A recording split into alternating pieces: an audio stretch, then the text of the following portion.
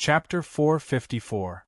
Francis and Dean went down the mountain after the warning was finished.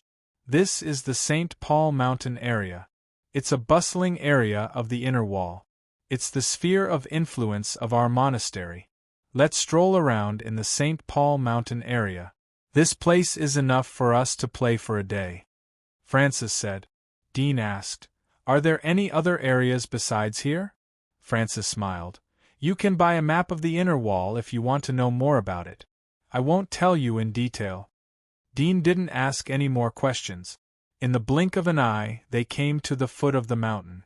Francis called a carriage with the monastery's flag. He took Dean to the carriage and told the coachman, Go to the city of Eden. The coachman agreed and rode away. Market? Dean was surprised. City of Eden? Francis smiled. It's the biggest city in the area under the jurisdiction of St. Paul. The city is bigger than the towns in the outer wall. The roads are perfect and all aspects are in good order. There are no towns in the inner wall. The preferential policies are the same as in the city. You will slowly understand if you have the opportunity in the future. Dudian nodded thoughtfully. He didn't expect that the management of the inner wall was similar to the old era. There was no concept of city in the outer wall. Francis saw that Dean didn't understand. He smiled but didn't say much. He leaned on the cushion and closed his eyes.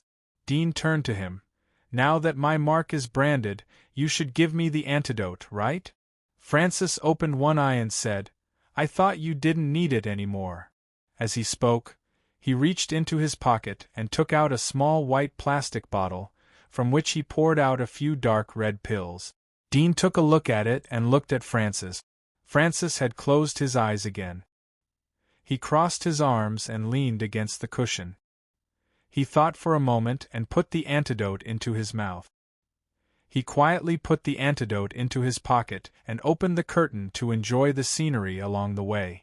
There were green hills and lush trees. Birds were chirping and chirping. Shadows of buildings could be seen in the distance through the gaps between the trees.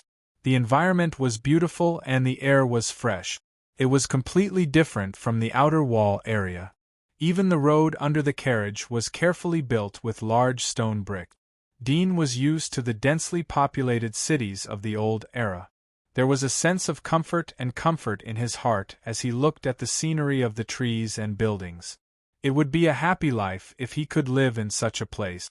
However, the faint scorching temperature of the brand on his back made his lazy and comfortable thoughts quickly turn into a sigh and disappear without a trace. The carriage traveled along the main road for an hour and came to a tall wall made of boulders. The wall was at the end of the road, and there were 3 words engraved on it, Eden City. Francis was startled for a moment, then he laughed and said, It's you, kid. Why do you have time to play here today? Of course I have to come out and have fun. The blond youth squeezed through the crowd and noticed Dudian, who was next to Francis. He glanced at Dudian's black hair and frowned. Who is this? Did you buy a new servant? Good temperament. Francis laughed. Don't talk nonsense. He has just been promoted from the outer wall. He is a deacon of the supervision department. Mr. Dean. I brought him for a stroll. Outer wall? The blond youth was surprised as he looked up and down at Dudian. He looked at Francis. Let's not talk about this. There will be a show in Red Square today. Let's go and have a look. It would be great if we can grab 1 or 2 places. Dudian was ready to shake hands with Francis, but he didn't expect that Francis would turn a blind eye to him. Moreover, there was obvious contempt and disgust in Francis's eyes. It was obvious that Francis's eyes were related to Dudian's hair color and origin. Dudian didn't expect that Francis would reveal such thoughts without concealment. It was a loss of grace and subtlety. Of course, perhaps the other didn't care about his thoughts. Francis laughed. I won't accompany you. I'll take Mr. Dean for a stroll. It's not too late to stroll later. Eliza will be attending today. Don't regret it if you don't go. The blond youth joked. Francis hesitated for a moment. He turned to Dean. Wait for me here. I'll be back soon. Chapter 455. Dean carried his backpack and waited for a moment after Francis and the blond youth left. He saw a large number of people gathered in front of an open street. Bursts of laughter could be heard from time to time. His heart moved as he walked over with the mentality of observing and joining in the fun. "Boy, watch where you are going," a voice echoed from behind. Dean didn't look back to see that the voice belonged to a blond youth. His face was full of arrogance. He was holding a beautiful blonde woman in his hand. There were several attendants in black suits and white gloves behind them. It was obvious that he was from an aristocratic family. Dean frowned as he stepped aside to make way. He didn't want to provoke any trouble as he had just entered the inner wall. After he stepped aside, the golden-haired young man walked over with the golden-haired beauty in his arms. He didn't even look at him. Dean came to the back of the crowd from the other side. He tiptoed slightly to look at the stage. There were a few people in strange costumes performing on it. The performance was impressively magic. Dean was startled but soon remembered that magic was a favorite show of aristocrats. No wonder it attracted so many people to watch. If there is a magician in this world who disguises as a magician, then they can easily become a master magician and win numerous awards. Dean smiled. "Hey!" a voice echoed from the crowd. It was the blond youth who had asked Dudian to make way. He didn't know when he appeared in front of the crowd. He looked at the magician who was performing on the stage. "It's boring to transform into a bird or a flower. Let's see how you cut a living person." The middle-aged magician who was performing on the stage was startled. He quickly jumped off the stage and bowed. "Young master, we are just a small magic troupe. We didn't prepare a big sawing performance today, so we didn't bring enough props." The blond youth didn't expect that his wish would be rejected. He raised his foot and kicked the middle-aged magician's chest. At the same time, he took out a stack of gold notes and threw them out. The gold notes scattered in the air like snowflakes, covering the middle-aged magician's body. The blond youth said coldly, "I will only say it once. I want to see it. Immediately act for me, understand?" The few people who were preparing the props on the stage jumped down in fright. They supported the middle-aged magician and kept apologizing to the golden-haired youth. Dean frowned as he looked at the scene. He didn't expect the blond youth to be so overbearing.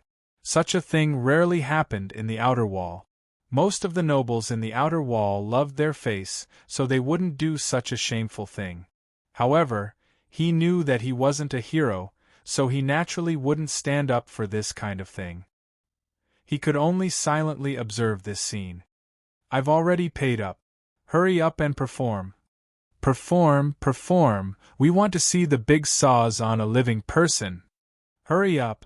The surrounding crowd cheered, urging the middle-aged magician and the others. When the middle-aged magician and the others saw the excited crowd, their faces darkened. As a magician, how could they perform a sawing on a living person without props? This was completely unreasonable. However, when they saw the golden-haired young man's luxurious clothes and the attendants behind him, they knew that if they didn't perform today, it would be difficult for them to let this matter rest. "All right, we will perform." The middle-aged magician climbed up from the ground and came in front of the golden-haired youth. "We will prepare immediately. Please be patient and wait for a moment. I'll send someone to bring the props." The golden-haired youth looked impatient. "Are you deaf or are you out of your mind? I want to see it now. Do you want me to wait? Do you want to die or become a dog slave?" It seems quite interesting to have a dog slave who can perform magic. "Aina, do you want it?" As he said that, he tilted his head and looked at the blonde woman in his arms dotingly, his eyes filled with gentleness. "Elder, you can't do this." The middle-aged magician's face changed as he said. The blonde woman looked at him and shook her head. "I don't want such an old one. My sisters will laugh at me." The youth nodded. "That's true. I'll find a young one for you next time." "All right." The golden-haired youth turned to the middle-aged magician. "Why are you still standing here? The middle-aged magician breathed a sigh of relief and forced a smile. He turned around and called several assistants to return to the stage. He frowned and looked worried. Such a dangerous magic trick was easy to make mistakes even with props, let alone without prop. Leader, what should we do? We don't even have a saw here. How are we going to cut a living person? Yes, what should we do? The assistants looked at the middle-aged magician anxiously, but they had no idea what to do. The middle-aged magician's face was gloomy. After climbing to the stage, his eyes flashed. I have an idea. He whispered, Do you remember? The assistants were stunned when they heard this, but they all heaved a sigh of relief. Leader is smart. This is a good idea. Let's do it. I'll prepare it immediately. Leader, isn't this too? The middle-aged magician interrupted the last person's words. You don't want to work anymore? Do you want to do it yourself? The youth who spoke shrunk his neck and didn't say anything. Everyone, we're going to cut a living person. The middle-aged magician stood on the platform and spoke to the crowd in a clear voice. At the same time, a few assistants moved the props onto the platform. It was a huge wooden box. Next, we'll select a person from the crowd to participate in the performance. It will show that we didn't do anything. The middle-aged magician smiled and looked at the crowd that was stirred up by his words. He immediately said, Everyone, please rest assured that this performance is not dangerous. Next, I will choose a person at random. This is a random selection. It will not be a fake. The middle-aged magician picked up a commonly used prop. He looked at the crowd and threw it towards the back. Dean noticed that the other person's eyes were locked on him. He immediately moved to the side and pulled the person next to him. Whoosh! The random selection prop was a lead-bottomed cloth ball. It seemed to float lightly, but it fell just in time to the position where Dean was standing. It was caught by the person who was dragged by Dean. He must have practiced for a long time to throw it. The person holding the soft ball looked at the ball in his hand. He threw it to the ground and shouted at the middle-aged magician, Do you want to die? How did you throw it? The middle-aged magician saw the blonde hair and couldn't help but feel embarrassed and annoyed. He quickly found Dean and pointed at him. Little brother, can you come up and cooperate with me? Dean just wanted to avoid this matter, but unexpectedly this person directly pointed at his head. He couldn't help but be startled, and his face suddenly became gloomy. Didn't we agree to randomly select? What are you pointing at? The middle-aged magician was infuriated and said with a sullen face, You're the one who was chosen. Do you want to make everyone unhappy? I just asked you to come up and cooperate. It's your fortune to be able to perform for this young master. How dare you refuse? Dean was so angry that he wanted to laugh. He understood that the middle-aged magician didn't prepare any props. He knew that the process would be dangerous, so he didn't choose the members of his group. Instead, he chose from the crowd. Dean had black hair. The phenomenon of using hair color to determine identity existed in the outer wall. It was even more serious here. Therefore he was treated as a soft persimmon by the middle-aged magician. Boy, go. You are the one who pulled me. If you don't go, then you will be in for a good time. The blond middle-aged man who threw the ball said in a harsh tone. Yes, go. Whose family's slave is this? They don't even care about it. How impolite of you to make so many people wait. How insensible.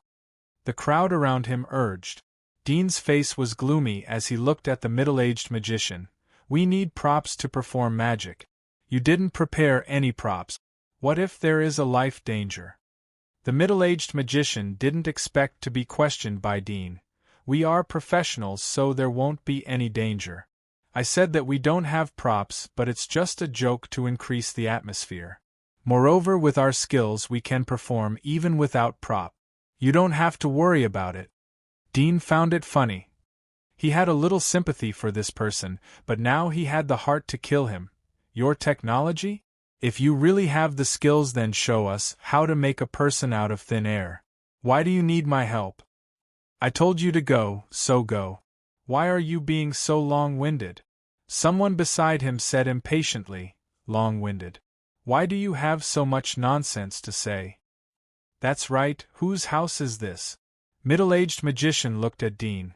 Don't let everyone wait. Hurry up. Dean looked at the people who were talking next to him. All of them had blonde hair. Only one of them had brown hair, but he was wearing an expensive pocket watch on his chest.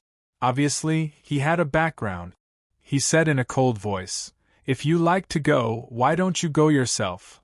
Hey, how can you talk like that? How rude. If you speak like that again, do you believe that I will discipline you on behalf of your master?" The people around Dean were angry. Dean narrowed his eyes as killing intent flashed in his eyes. He had the urge to start a massacre. But after all, he wasn't in the outer wall. He took a deep breath and suppressed his anger. I'm not going to the outer wall. He didn't need to think to know that the magic was absolutely dangerous. The middle-aged magician dared to pick him because he knew that there would be danger. Dean couldn't find him because of his identity. This was the reason why the middle-aged magician didn't dare to pick the nobles around him. Seeing that Dean was about to leave, the onlookers immediately pointed at him. Chapter 456. Is it the Dragon Clan? It's the carriage of the Dragon Clan. Quick, get out of the way. The pedestrians on both sides of the street exclaimed as they saw the black dragon flag on the carriage. It was as if they had encountered a scourge. Dragon Clan? Dean was startled.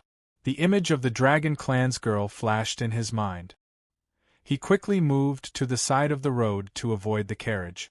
The people gathered at the roadside where the middle-aged magician was performing didn't react so quickly. Although they saw the carriage galloping over, it was too chaotic when they dispersed, causing several people to fall to the ground and grimace in pain. Ride. The knight in front of the carriage tightened the rope. The horse neighed as it stopped in front of the crowd. Bastards! Get out of the way! The knight snapped the whip as he shouted at the people who had fallen to the ground. The people on the ground were scared as they climbed up in panic. They didn't care about the pain as they apologized and moved to the side of the road. The knight was ready to continue his journey. Suddenly the door of the carriage was pushed open.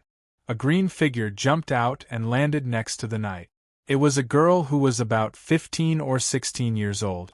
She was wearing a green cheongsam. She was lively and smart. Her eyes were full of cunning and mischievous color. She looked at the middle-aged magician and said to the knight, "Is that a magic show? I want to see it." The knight asked, "Miss, why did you come down?" "I want to see magic." The girl didn't answer the knight as she walked towards the middle-aged magician. The knight was anxious as he quickly got off the horse. "Miss, we have to hurry." "I already said, I want to see magic." "If you want to hurry, you can hurry yourself," the girl said in annoyance. The knight smiled as he knew that he couldn't change the girl's mind. He looked at the middle-aged magician. "Hey, didn't you hear the words of our families, miss? Hurry up and perform the magic. Be careful of your head if you don't perform well." The middle-aged magician's face turned pale. "Greetings, Miss Dragon. What kind of magic do you want to see?" The young girl rubbed her chin and thought for a moment. Then, she said excitedly, "Let's see a live person. I heard that among your magic tricks, this is the most exciting. Hurry up, show me a live person." You have to be careful. Don't let me see through your magic tricks. If your acting is too clumsy, I'll punish you." She raised her hand and slid it across her neck. Her sparkling eyes were filled with intimidation, but together with her young and beautiful face, she gave off a kind of cute and mischievous feeling. Sawing a living person again? Middle-aged magician almost choked out blood. He regretted that he didn't bring all the props today. He looked around and saw that the crowd had dispersed. Only a few blonde nobles were left. He hesitated as he saw Dean from the corner of his eyes. He immediately bowed to the girl. "Miss, we don't have enough manpower. Can we ask this person to cooperate with us?" He raised his hand and pointed at Dean. Dean didn't expect trouble to find him even though he was so far away. His eyes flashed with killing intent. He wanted to leave as he was too lazy to take revenge. After all, he was going to leave tonight. He didn't have time to waste on these people. However, the other party had repeatedly brought trouble to him. He couldn't restrain his killing intent any longer. Whatever. I'm waiting, the girl impatiently said. The middle-aged magician was relieved as he called his assistants. Several assistants came in front of Dean. One of them said in a cold tone, "Come over, please cooperate with us." Dean narrowed his eyes as he saw the cold expression on the middle-aged magician's face. But he knew that the reason why the middle-aged magician dared to do this was because he knew that he would offend Miss Dragon if he resisted. Dean took a deep breath as he restrained his killing intent. A mere street magician wasn't worth offending a big force like the Dragon Clan.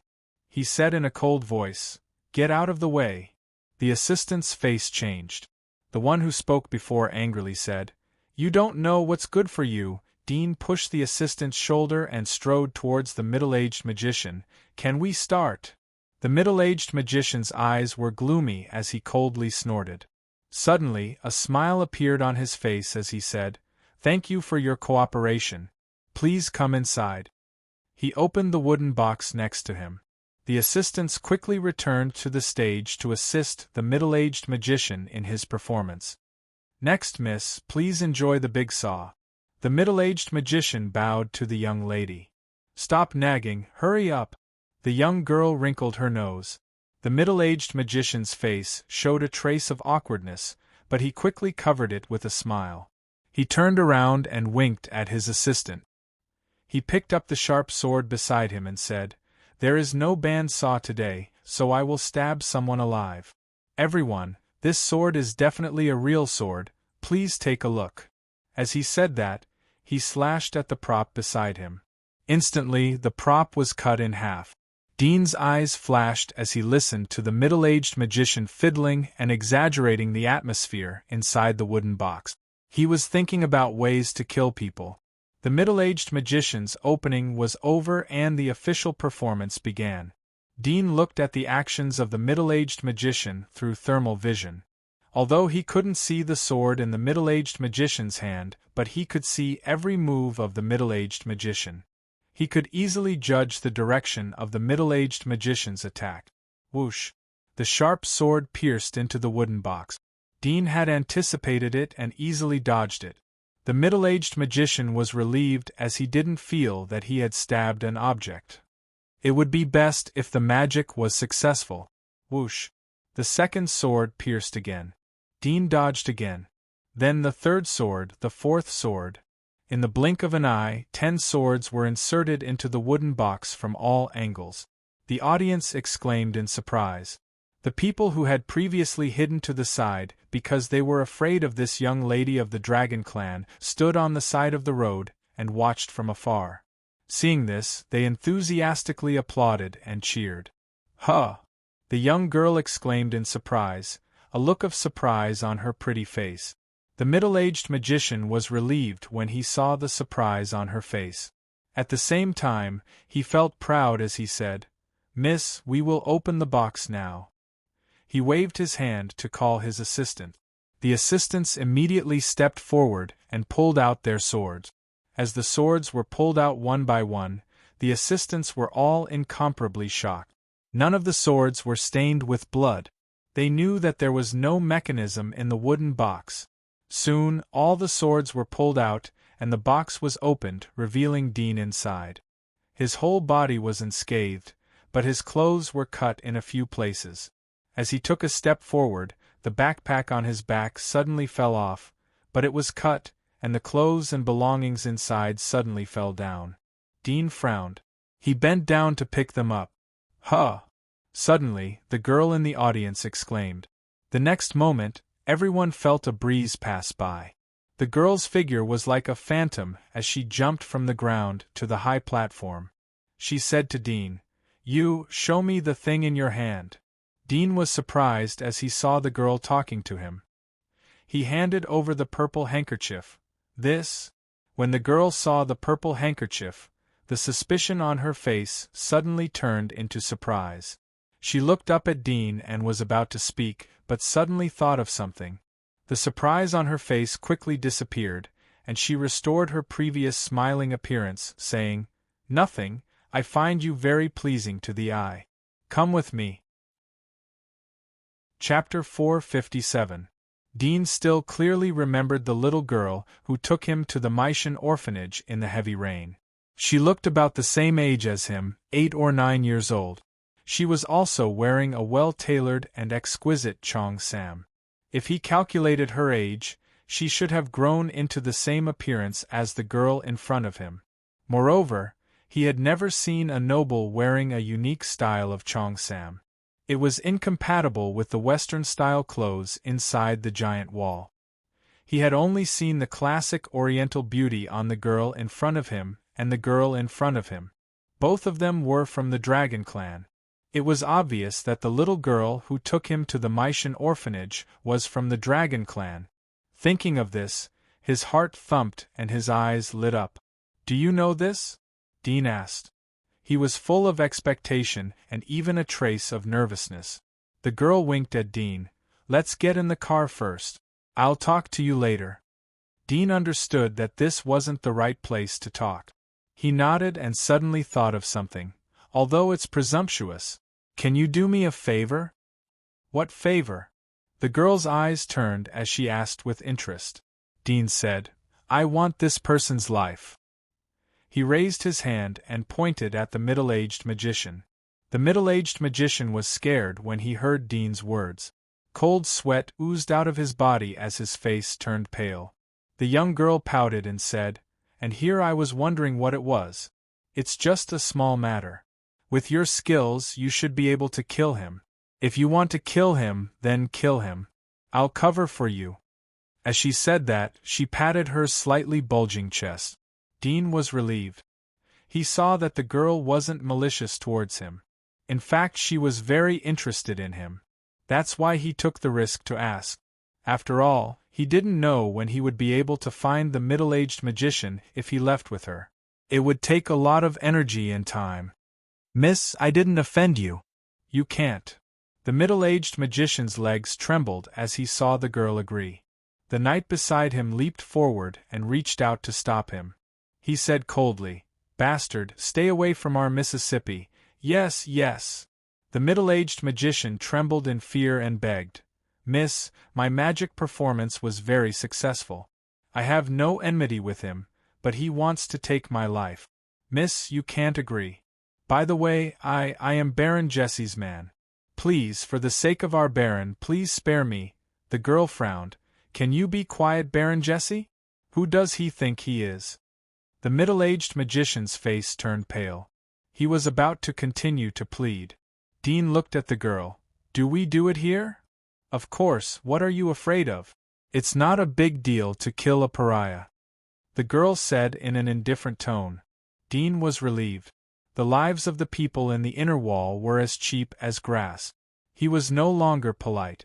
He hooked the sword on the ground and grabbed the hilt. "I've only seen her once. I haven't seen her since. I don't know her name. 7 or 8 years ago." The girl was startled. Dean's heart skipped a beat as he looked at her. "Do you remember 7 or 8 years ago in the slums of the outer wall? Do you remember seeing a little boy?" The girl's thoughts were pulled back by his words. She was startled once again. "Outer wall? Are you from the outer wall? You can't be that little boy, right?" There was a burst of excitement in Dean's heart. "Yes, I was the little boy at that time. Do you remember me?" The girl was startled as her thoughts drifted away. 7 or 8 years ago. Outer wall.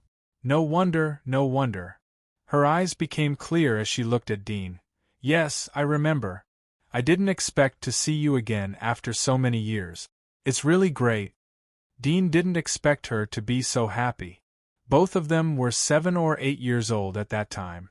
If it wasn't for his excellent memory from childhood, he would have forgotten about it. She was the first person he came into contact with after he came out of the freezer. However, The other party unexpectedly remembered and was even happy about it. Dean took a deep breath. "Thank you for sending me to the orphanage. Otherwise, I'm afraid I would have died a long time ago. You saved my life." He wasn't being polite. Orphans like him who weren't taken in by the orphanage would be caught by the ordinary poor as free labor. "Are you willing to do that? As for the monastery, I can help you." Dudian was moved as he heard this. He wanted to live in the inner wall and get in touch with the core secrets of the giant wall. However, he would have to rely on the protection of the little girl in the future. Moreover, he knew nothing about the Dragon Clan. The only thing he knew was that the girl in the Tang suit had a super strong combat power. He judged that the Dragon Clan belonged to a very strong family of witches. "Is the Dragon Clan very strong in the inner wall?" Dean asked. Aisha saw the interest in Dean's eyes. "Of course. Our dragon family is one of the 3 major families. We are the strongest amongst the 3 major families. It's easy for me to ask for a person from the monastery." 3 major families? Dean was surprised. Didn't it mean that there were at least 2 people who were comparable to the girl in the Tang suit?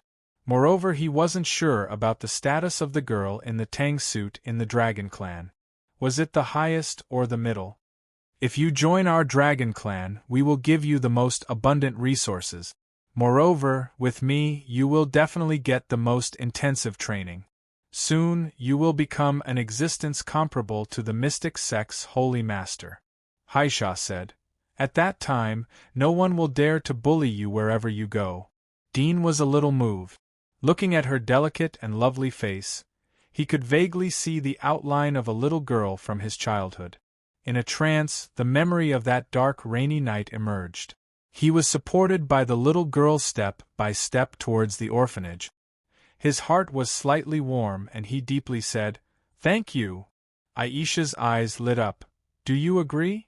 Dean stared at her and shook his head. "I can't promise you for the time being." "Why?"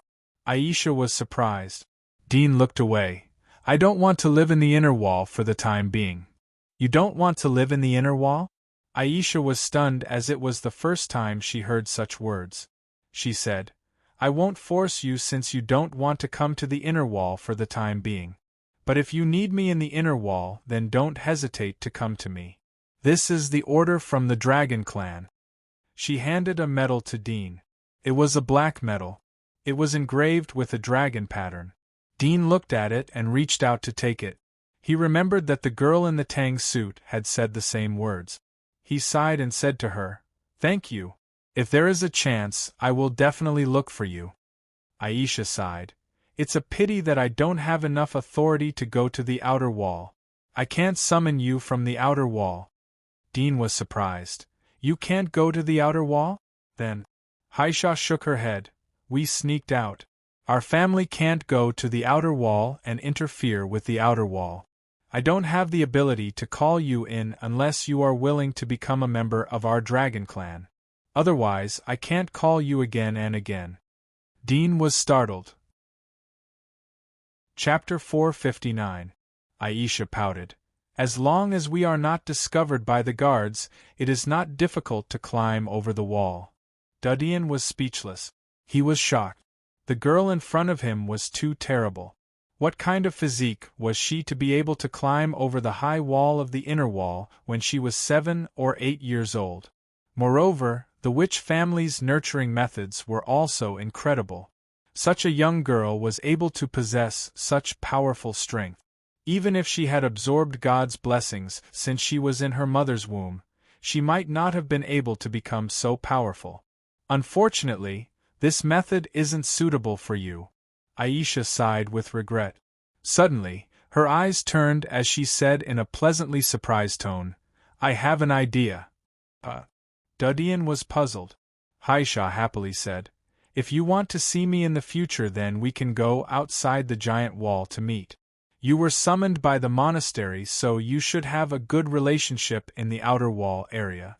Moreover, I can see that your physique is extraordinary, so you should be a hunter in the outer wall area." You can go outside the giant wall, and I can also go from the inner wall area to the outside of the giant wall area. We can meet outside the giant wall at the same time. Dudian looked at her happy expression. He was slightly startled. His heart couldn't help but feel touched. But he quickly responded, "That's not good. It is dangerous outside the giant wall, if that's true." Aisha's eyes lit up. "I can go to find you. You just need to stay in a safe place so that there won't be any danger." Dudian was touched by her words, but he didn't say anything. His throat slightly moved as he softly said, "I'm not worried about myself. I'm worried about you. It is too dangerous for you to cross the mountains outside the giant wall to see me. If you want to see me, then you have to choose a place, and I will come to find you." Aisha immediately shook her head. "I didn't think about it before. But now that I have thought about it, it is absolutely impossible. There is a long way to go from the inner wall to the outer wall. Moreover, the monsters outside the inner wall are far more dangerous than the outer wall. It is too dangerous for you to come over." Dudian hesitated for a moment. "I have a special life-saving technique. Don't worry. There won't be an accident." Aisha snorted and said, "Don't look down on me. I am very strong. There is no danger for me to walk in this monster area. This matter is settled. You are not allowed to argue any more." Dean smiled as he looked at her delicate but strong appearance. In fact, he had already noticed that the girl's body was as hot as fire. He had only seen such a strong heat when he sneaked into the inner wall last night. Even Francis's body wasn't as hot as Aisha's. Even the woman who was hugged by the elder was inferior to Aisha's body. Moreover, from her tone, he knew that she had climbed over the inner wall. At that time, her strength was already so tyrannical. Now she must have reached the pinnacle of strength.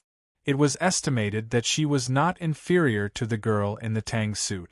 It was a pity that he didn't have thermal vision when he met the girl in the tang suit. He couldn't observe the heat of the latter's body, otherwise he could use it as a reference. "Well, let's meet at the western corner of the giant wall," Dudian said. Aisha smiled. "Well, when are you free? I'll come and find you." Dudian estimated, 7 days later. 7 days? Aisha nodded. "All right, I'm free too. Let's meet at the western corner of the giant wall in 7 days. Come on, let's pinky swear." She stretched out her pinky finger. Dudian smiled and immediately stretched out his hand to make a pinky promise with her. "You said you are going back tonight? It is still early, so I'll take you around. Is it your first time coming to the inner wall? I'll take you to play." Aisha laughed. Dudian thought of Francis. He hesitated for a moment but nodded. "All right, I'll trouble you." "It's no trouble. I came out to play. There is an old saying in the Dragon Clan. It's better to have fun together than to have fun alone." Aisha smiled.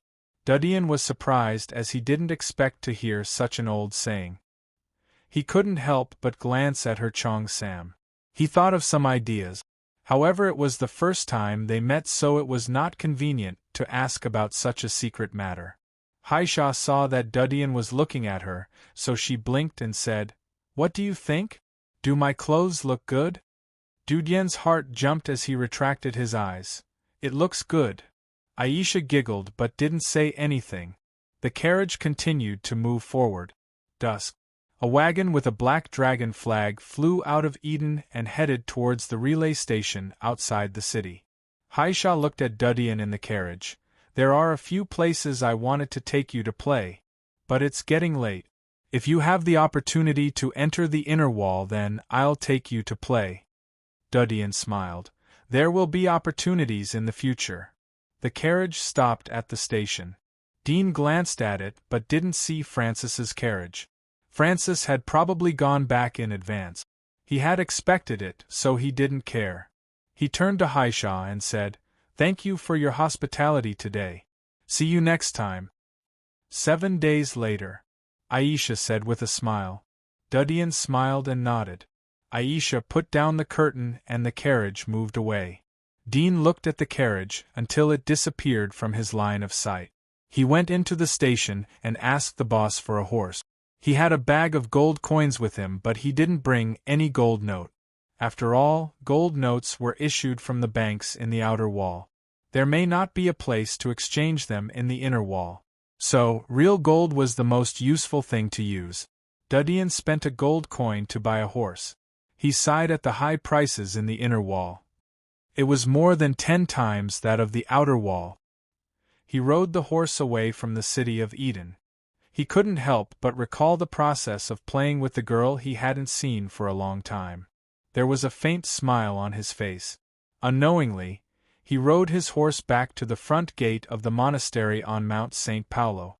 As soon as he got off the horse, several young men and women dressed as saints appeared with weapons in their hands and surrounded him with stern expressions.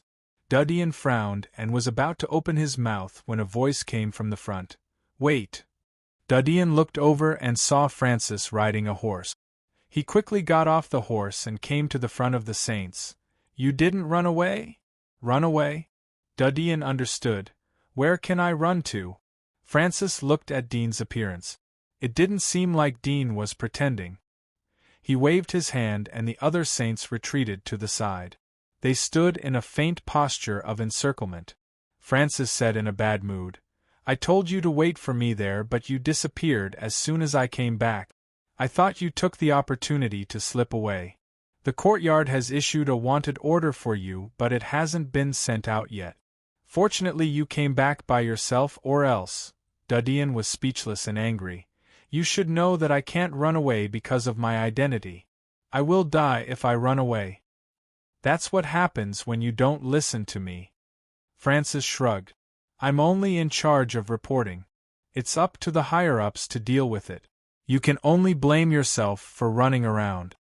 Dudien's face sank as he knew that it was useless to argue. "Can we go back now?" "Of course."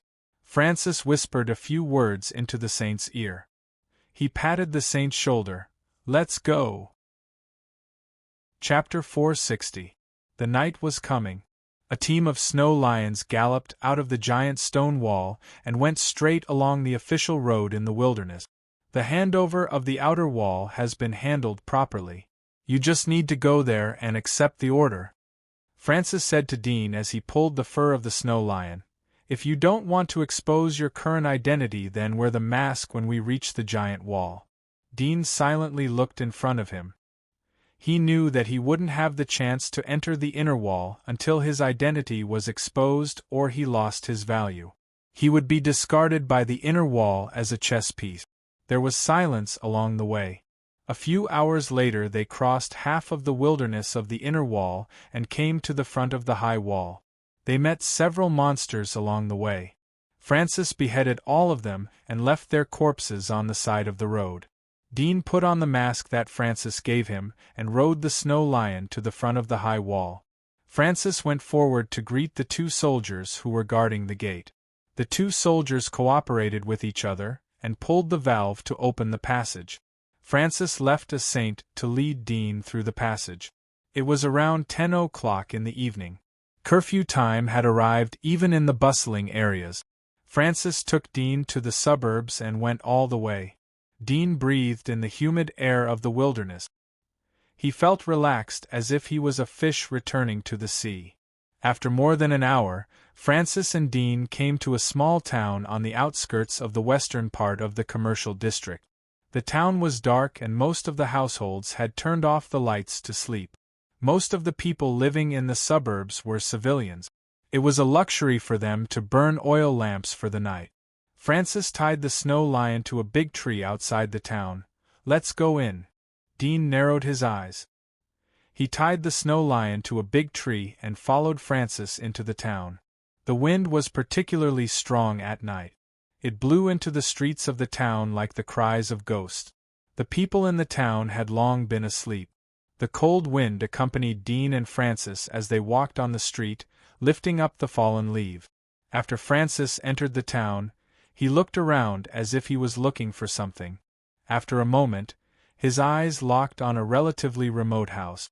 The house was quite simple, and there was not much difference between it and the house next to it. But Dudyan noticed that Francis's eyes were attracted by a string of dried fish hanging on the house. His heart moved as he looked at the dried fish. He found that the dried fish was not an ordinary river fish, but a relatively rare blackwater fish. Blackwater fish had black spots all over their body. They lived by eating other small fish. They usually lived in the mud and were difficult to catch and fish. He took a deep look and turned to look inside the house. Using his thermal vision, he immediately saw that there were 4 extremely hot figures under this simple house. 2 of them were sleeping in the bedroom, and 2 of them were in the basement of the house. One of them was standing. While he was looking around, Francis walked to the door of the house with the blackwater dried fish hanging on the wall and gently knocked on the door. The 2 figures sleeping in the bedroom of the house immediately raised their heads, including the 2 people sleeping under the house, and looked over. Soon, a figure in the bedroom stood up, and the room was soon lit up by a dim yellow light. The lock behind the door was opened, and the door slowly opened, revealing an old face. The old man looked at Francis up and down and asked in surprise, "Who are you?" Francis whispered, "Dark eternal life." The old man's pupils shrank and he was relieved. He immediately opened the door gently. His previously sleepy eyes flashed with intelligence. He glanced around and noticed Dean, who was wearing a mask. He whispered, "Come in." Francis stepped in and Dean followed closely behind. The old man waited for the 2 of them to enter before sticking his head out of the door and looking around. Seeing that the night was dark and no one was paying attention, he gently closed the door and locked it. At this time, another old woman walked out of the bedroom and bowed to Francis respectfully. "Greetings, Saint." Francis nodded. "Where is Carrie?" The old man closed the door and said, "Elder Carrie is below. Holy Envoy, please follow me." He held the oil lamp in his hand and led the way to the basement. He lit the lamp on the wall. The basement was a wine cellar. It was very spacious. 2 figures were standing there. One was an old man and the other was a young man. Francis smiled as he saw the old man. "Elder Carey." The old man looked at his clothes. "Saint, please show your medal." Francis took out his saint medal and handed it over. The old man nodded and handed it back to him. His eyes swept to Dean. "Is this the new elder who will take over? He doesn't seem to be too old." Francis laughed. "You don't need to worry about it. Elder Carey, please finish the handover as soon as possible. I'll take you back tonight." Carey nodded and looked at Dean. "I have informed the elders about the handover and got a promise. You only need to report to the elders. Also give yourself a code name. Our dark church uses code names. Also let me introduce you to my assistant Hawkeye. He will help you to understand your position and the dark church. I hope you can arrange a good place for him once you don't need him anymore." Francis pointed to the young man next to him. Dean looked at the young man. The young man didn't wear a mask. He had pure golden hair. He was extremely handsome and had a gentle expression. However, there was a hint of evil in his eyes. "Hello." Dean adjusted his voice. Chapter 461. Dean followed Carey out of the town. There was a carriage parked outside the town. There was a flag on it. Dean recognized that it was the flag of Shaw Eyre family. Shaw Eyre family was a middle-level aristocratic family under the Scott Consortium. They were mainly engaged in the real estate business in residential areas. Dean didn't expect that they would have dealings with the dark church. Hawkeye acted as the coachman as they got on the carriage. "I've called a carriage from the Shaw Eyre family to cover for you." Carey smiled.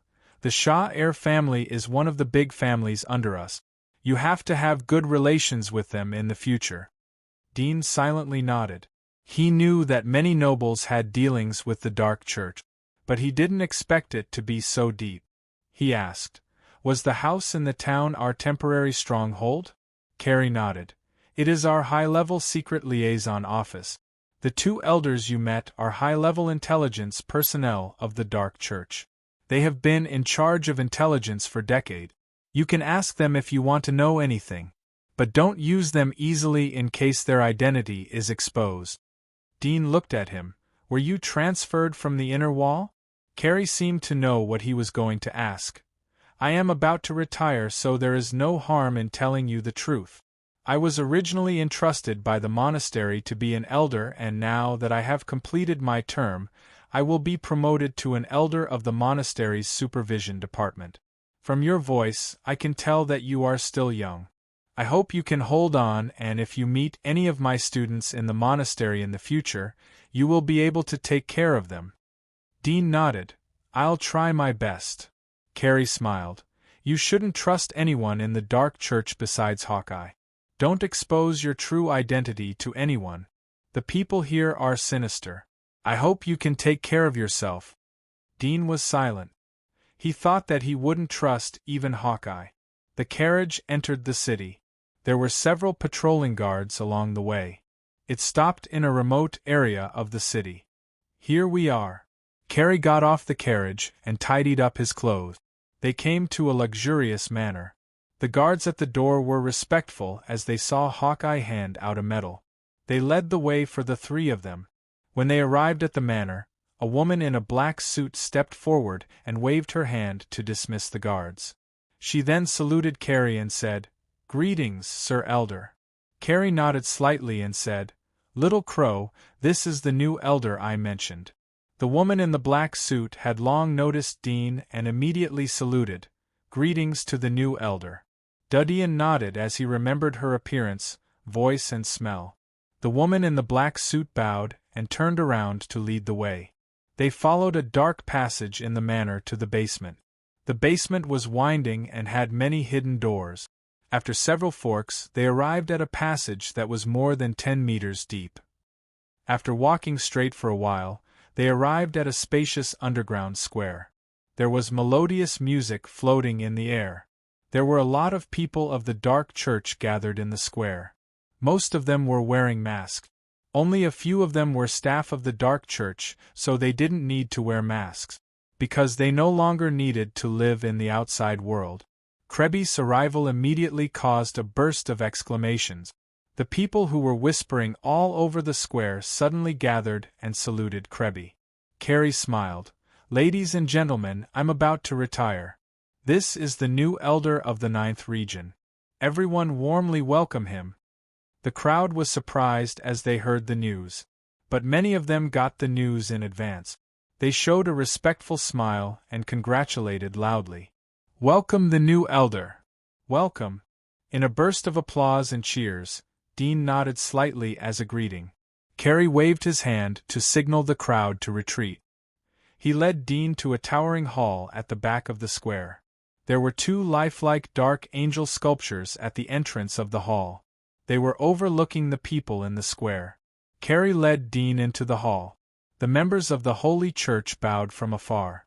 They didn't straighten up until Carrie and Dean went up the stairs. This is the headquarters of the 9th region. It's also the place where I usually work. Carrie came to the 2nd floor of the castle. It was luxuriously decorated. The walls were inlaid with scarlet wallpaper as if smeared with blood. The atmosphere was gloomy.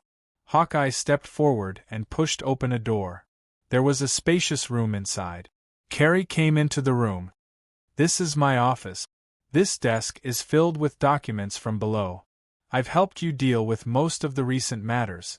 I'll leave the rest to you. Don't worry, with Hawkeye's help, I'll be able to help you.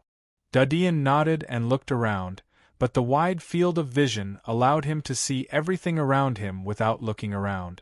Carrie saw that Dean was listening attentively. He smiled. We elders usually don't have much to do except to solve some necessary troubles and disobedient people. The rest of the time is very free. You are about to take office. This is the animal glue mask prepared for you. You can change your face shape by needing it. Even if you don't have a mask in the future, you will be able to see people with the animal glue mask. He took out a flat, delicate box from the drawer and handed it to Dean. Dudian was startled as he didn't think that there would be such a magical thing. He looked at Carrie and found that there was no blood in the depths of his pores. No wonder Carrie dared to show his true face. Turned out that he was also using the animal glue mask. This is exclusive to the elders. If you lose it, you have to promptly apply to the higher-up. But the application procedures will be very troublesome. So don't lose it or give it to others. It's very troublesome to make. Chapter 462. Dean's eyes narrowed as he listened. The Scott Consortium's Chai family has a deep relationship with the Dark Church. The Mellon Consortium can compete with the Scott Consortium, so there should be a strong Dark Church behind it. Dean's eyes lit up. There was no movement when the Mellon Consortium disintegrated. Wait, is it the dark forces behind the Mellon Consortium that tried to assassinate me in the poison soup and the Scarlet Grand Canyon? Dean's eyes flashed as he thought of this. There was a trace of killing intent in his eyes. Elder, the Night King has dealings with the Scott Consortium. So the other consortiums should have dealings with the other elders, right? Dean calmly said to Carrie. Carrie nodded and said, basically, but it's not clear who is in contact with whom. I've only heard some rumors, but I can't be sure. However, I know that the elders of the 12th and 7th districts are competing for the support of a new consortium. Now that you've taken office, you might as well give it a try. If you can win over this consortium, then our 9th district won't be so weak. Are you referring to the New World Consortium? Yes, it's the New World Consortium that destroyed the Mellon Consortium. Carrie nodded. The New World Consortium had the support of the genius Dean. They had swallowed the Mellon Consortium, and all the industries had been seized. In a short period of time they have grown rapidly. It is estimated that it won't be long before they replace the Mellon Consortium and become the new big consortium. Although the genius behind them has been arrested by the inner wall, but they may be able to come out again in the future. Once they win over the New World Consortium, they may be able to get the favor of the genius in the future. Dean asked, I've heard about it. Elder, why did the inner wall arrest him? Carrie smiled. I heard that saints from the monastery were ordered to arrest him. They said that he was colluding with the Dark Church. In my opinion, this should be a false story. If he had the Dark Church's people behind him, then he would have used the Dark Church's power to destroy the Mellon Consortium. But he didn't use the Dark Church's power in the process. Either he didn't have our people behind him, or he wanted to cover his relationship with the Dark Church, so he didn't use the Dark Church's power. Dean's eyes lit up as he pretended to be surprised. The monastery shouldn't be shooting without a goal.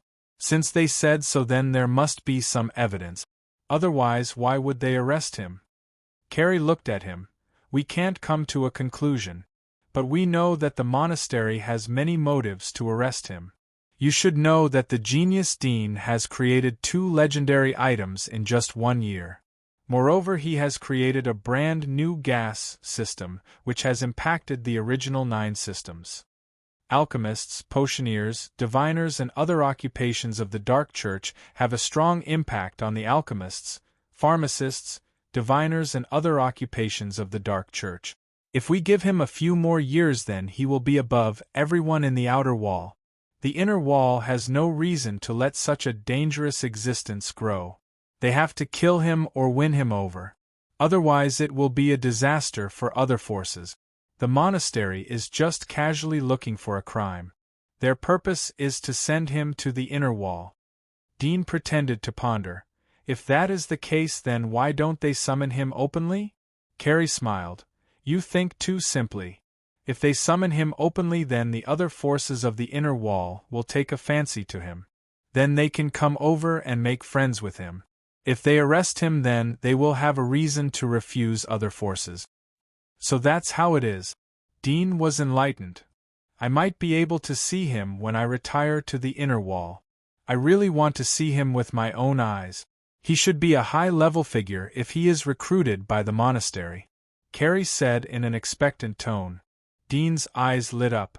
Elder, are you from the inner wall? Carrie was surprised. Why do you ask? I see that you are very familiar with the inner wall. I'm not familiar with it. Carrie laughed. The monastery is the force behind the Holy Church. Why would I come to the outer wall if I'm from the inner wall?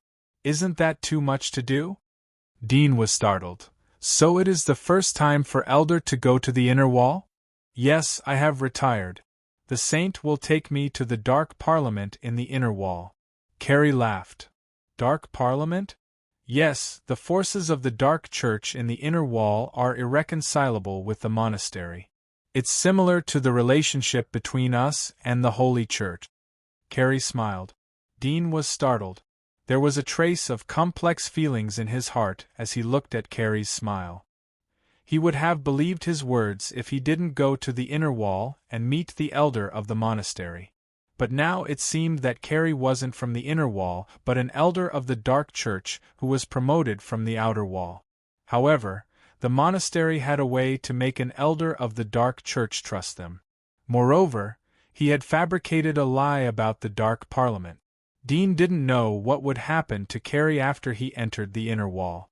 Would he be obliterated halfway, or would he be used by the monastery again? He didn't think too deeply about it.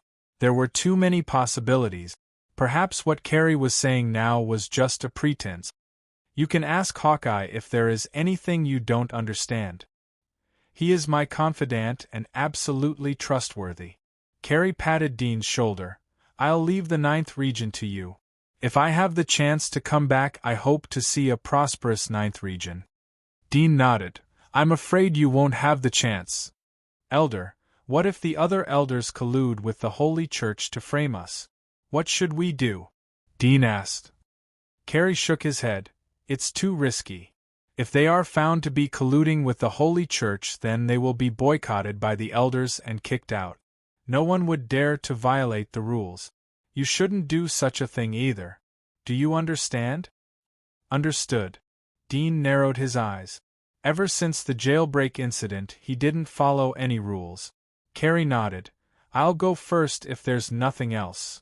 Dudian nodded. He and Hawkeye sent him out of the manor. After Hawkeye left, they returned to the headquarters of the Dark Church in the 9th region. You go out first. I'm going to use the animal glue mask, Dean said. Hawkeye respectfully left the room. Dean glanced around the room, pulled up the sheets and bedding in the bedroom, and opened the flat box. Inside was a delicate and thin mask, as transparent as water. He gently sniffed it, but there was no smell. He thought for a moment and put it back into the box. After a while, he called Hawkeye, who was outside the door. Tell me about the situation in the 9th region. Dudian sat on the desk, still wearing the mask. Hawkeye looked at him and nodded. Elder, you are now an elder, so you can't use your previous code name. I hope that you can have a new code name in the future. Dean thought for a moment. The code name will be Nighthawk, the eagle with eagle eyes. Nighthawk? Hawkeye was startled. What? Nothing. It's just a coincidence. There is a 4-star alchemist in the 9th region who is called Nighthawk. Hawkeye said, Elder, you can change it. We can only cancel the code names of those who are below 2 stars. Dean raised his eyebrows and thought for a moment. Let's call him Devil. Devil? Hawkeye was stunned for a moment. I'll go back and check it out. If there is no one who is above 2 stars, then I'll cancel it for you. All right. Dean nodded. Let's report the situation here first. Hawkeye nodded and said, The territory of our 9th district is from Kloss Street to Pusey Street in the west of the commercial district. In the commercial district, the residential district, and the slums, our manpower is mainly concentrated in the residential district, where the Holy Church's control is loose and convenient for us to act. The main territories of the other elders are also concentrated in the residential district.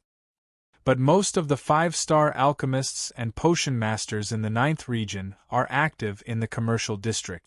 We have 4 5-star alchemists, 2 great potioneers, and 1 great fortune teller. If we want to become the ruler of Sylvia, we still have to rely on our own strength.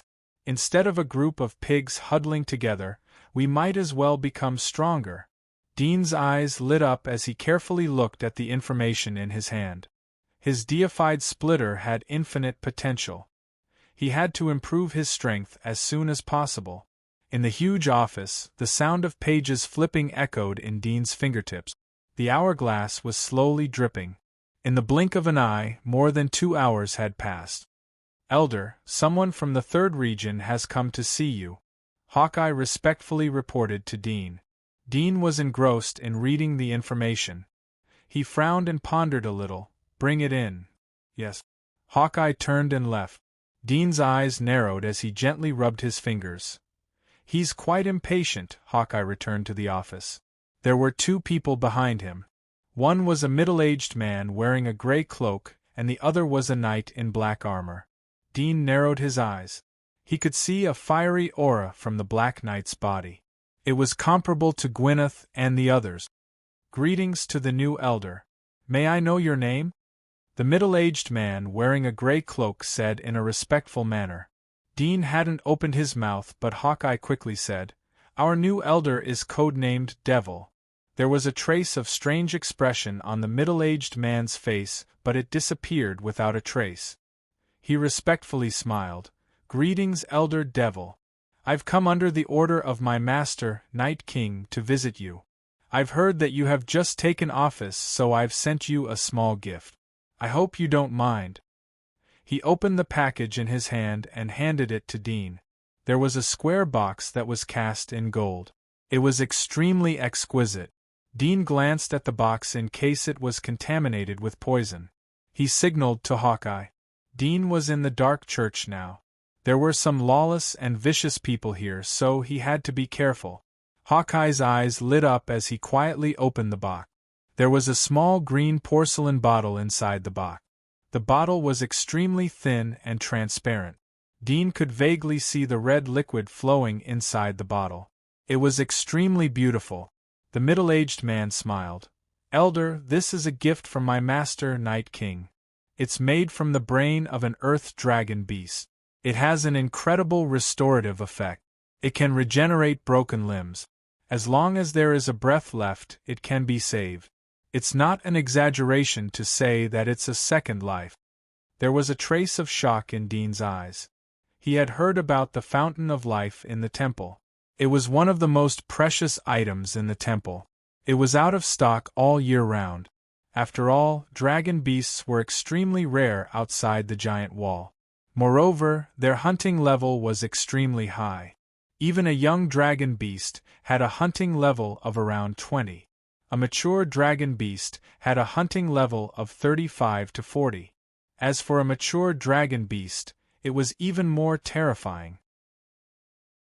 Chapter 464. The middle-aged man in the gray cloak was slightly startled. He carefully looked at the majestic figure shrouded in darkness on the throne above and said, "Lord Knight Prince, although the spring of rejuvenation is expensive, it should not be too much of a loss to gain the allegiance of an elder, right? Naturally, it wouldn't be a loss if we can get his allegiance." The man on the throne indifferently said, "But this person claims to be the devil." "The Holy Church calls us demons, so he calls himself the devil. How can such an ambitious person be willing to be subservient to others? He has just taken over the position of an elder, so his foundation is too weak to refuse. But if there is an opportunity in the future, he will be the king." The middle-aged man's complexion slightly changed.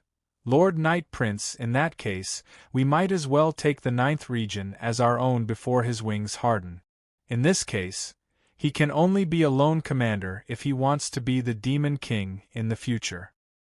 It's impossible, but we can't give the opportunity for the 9th region to grow. Otherwise the balance between the 3 kings will be broken and the region will fall into chaos." The Night King said in a cold voice. Yes. The sky was bright. Dean was still in the office reading the information of the 9th region. He had a general understanding of the situation of the 9th region after one night of reading. The 9th region belonged to the lower middle level of the entire 12 regions of the Dark Church. Whether it was the number of followers, wealth or force, the 9th region was far behind the other regions. especially the third region, which was under the control of the Night King. The difference was like the clouds and the mud. I didn't expect that the gap between the 12 regions would be so big. I don't know if the Night King is appointed by the monastery to supervise the deacon. Dean thought in his heart. It doesn't matter if he has the same identity or not.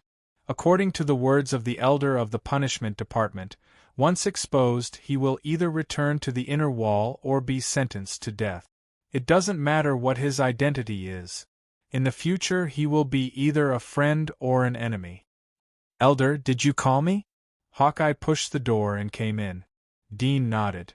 Call all the 5-star alchemists, great potion masters, diviners, dark knights. I want to hold a meeting. Meeting? Hawkeye was startled, but he quickly understood and nodded. I will inform them. Dudian nodded and continued to read other information. These information also included the other 11 regions. They were the information collected by the previous elders. The 3 kings of the 12th region are the Night King of the 3rd region, the Sword King of the 1st region, and the Pluto King of the 5th region. The subordinates of the 3 kings are attached to other elders. Hawkeye took the initiative to open the door and respectfully said to Dean. Dean entered the room. It was a very luxurious conference hall decorated with resplendent gold and jade. Even the tables and chairs were made of expensive materials. The style was extraordinary. It seemed like they were made by master craftsmen. As soon as the door was opened, the laughter in the conference hall came to an abrupt end. Everyone turned their heads or raised their eyes to look at Dean, who was standing at the door. When they saw the mask on Dean's face, some people frowned. Dean wasn't nervous in front of everyone's gaze, although he knew that all of them were big shots of the Dark Church. But he wasn't a child like he was a few years ago. He had seen the masters of the temple and was able to calmly deal with these occasions. He came to the conference hall and looked around. Hello everyone. I'm the new elder. My code name is Devil. I called all of you here because I want to have a few words. Devil? There was a trace of astonishment in everyone's eyes as they heard the overbearing code name. Soon, an enchanting woman sitting on a nearby chair immediately said, Codename Demon King? Elder, do you know that in the 12 regions of the Dark Church, besides the 3 kings, no one dares to use the word king as their code name? Aren't you being a bit too ostentatious? Wouldn't our 9th region become the target of public criticism if the 3 kings misunderstood? Yes. Elder, your code name is too provocative. Change it. 2 people at the side chimed in. Dean's eyes narrowed as he quietly waited for them to finish talking. He saw that no one else spoke. Today is the first day of our meeting and you want me to change my code name?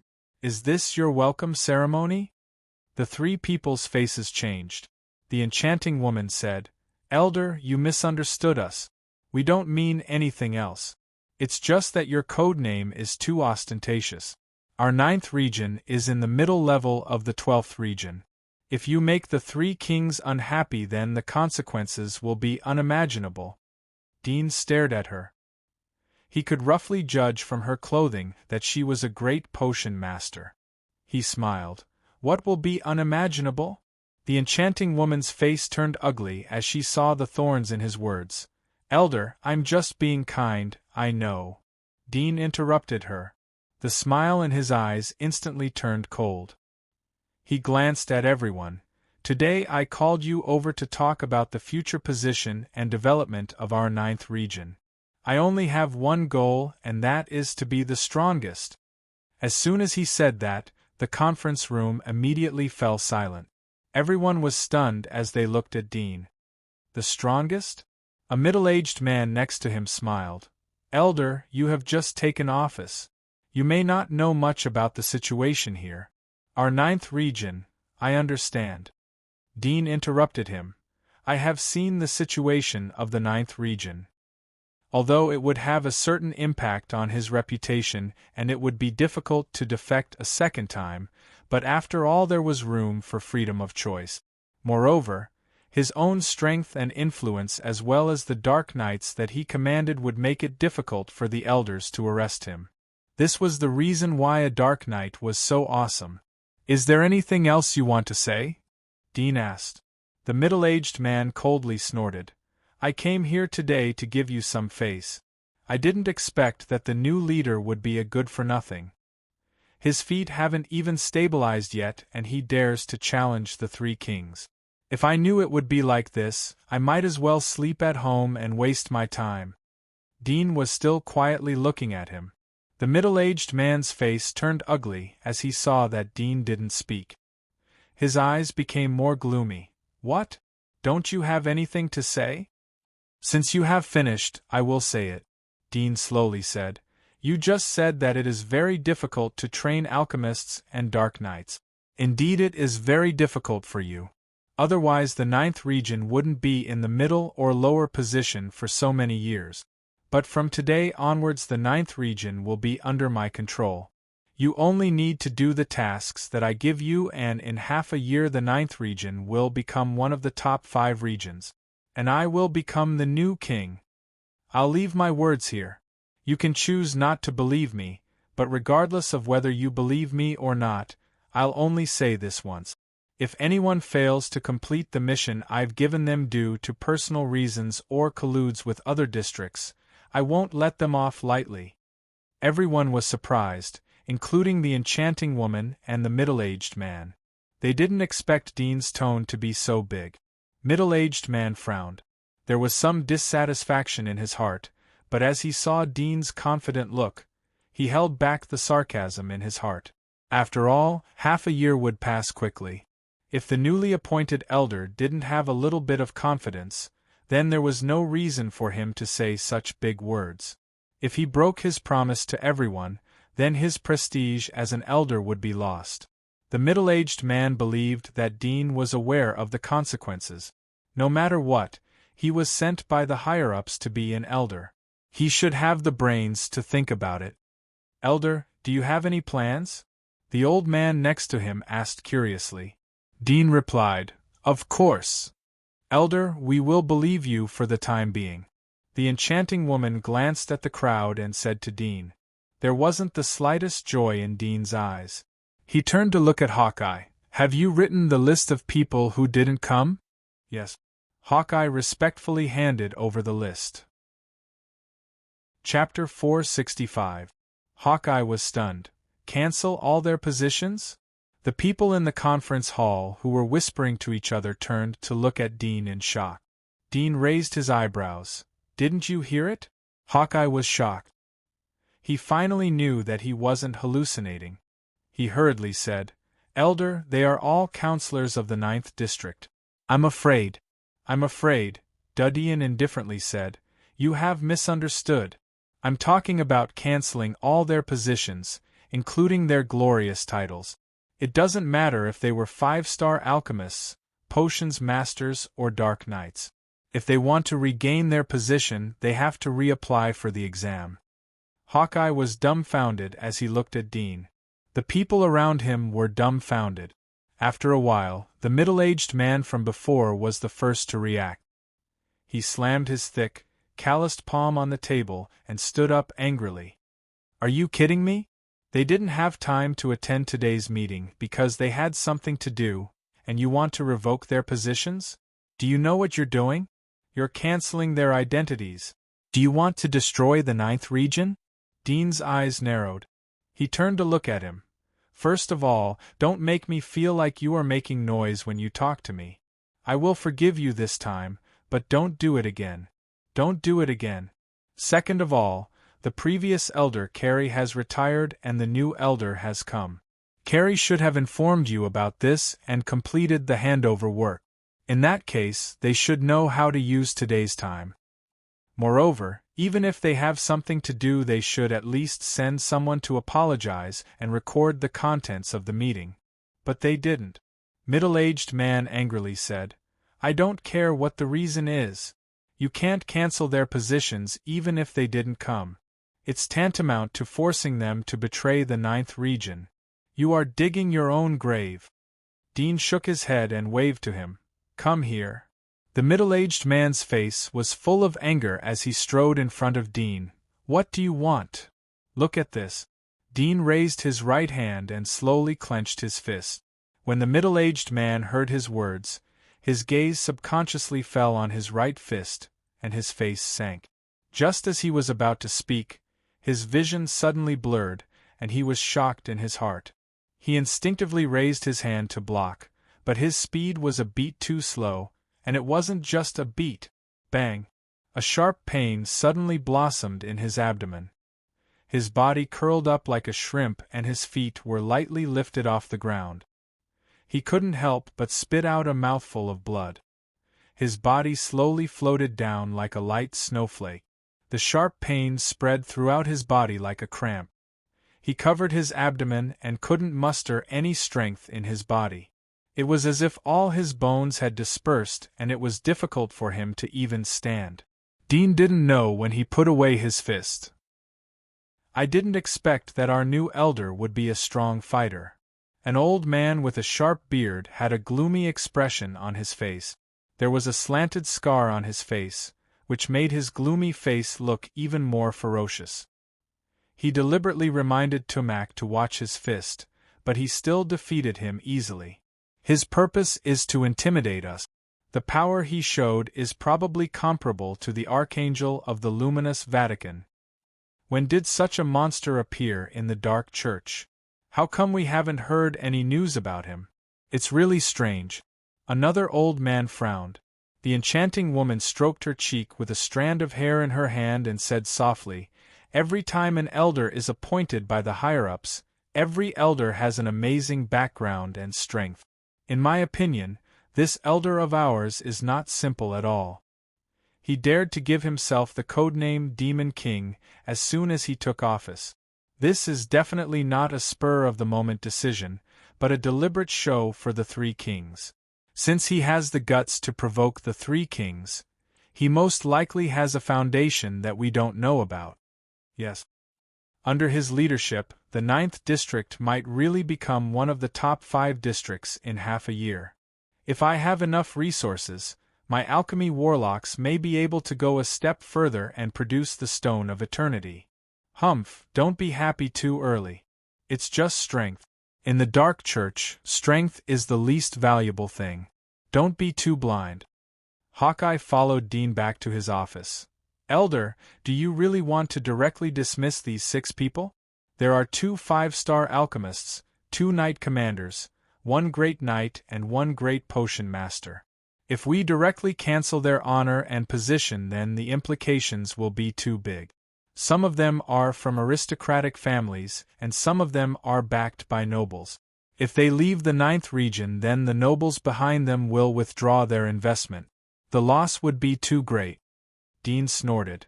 "I'll use 100% of my strength to suppress them. The subordinates should obey the superiors. This is the basic principle of the system. It's not about the superiors trying to please the subordinates." Hawkeye bitterly smiled and said, "But although we can suppress them in this way, it's not worth it. We still have softer means. Violence is the most effective method." Dean waved his hand. "Go out." Hawkeye was speechless. He turned and left. The inner wall. The monastery. Interesting. Did he really say that?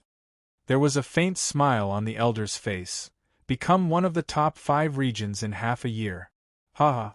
It seems that he is tactful and didn't say that he would be first. A ghost-like shadow whispered, "Isn't he too high profile? Should we go and remind him?" "No need." The elder shook his head slightly. "He has been low-key enough. Otherwise, with his strength, it would be easy for him to make the 9th region the strongest region in half a year. He knows that we are watching him, so he didn't rush for quick success. Moreover, he declared himself as the king, opposing all the other camps. This is to tell us that he will follow our orders and do his job well. He won't make trouble for the other camps. That's enough." The corner of the elder's mouth twitched. He had declared himself as the king and dismissed 6 high-level members of his own region. Was this low-key? "You can go back." The elder smiled. The outer wall will be very lively in the next 6 months. I hope that he can keep it up. If he is sincere, then it won't be a problem to let him be the next pope. Pope? Shadow's pupils shrank as he bowed his head. It seemed that he didn't hear anything. This subordinate will retire. His figure disappeared from the office. The elder looked at the door that was opened and closed. There was a smile on his face. Chapter 466. What? I was removed from all my positions? In a noble castle with an extraordinary style, in an empty room with cold light, the fair-skinned and slender Angelia looked at her confidant in front of her in disbelief. Her mature face was full of shock. Your Excellency, the news is true.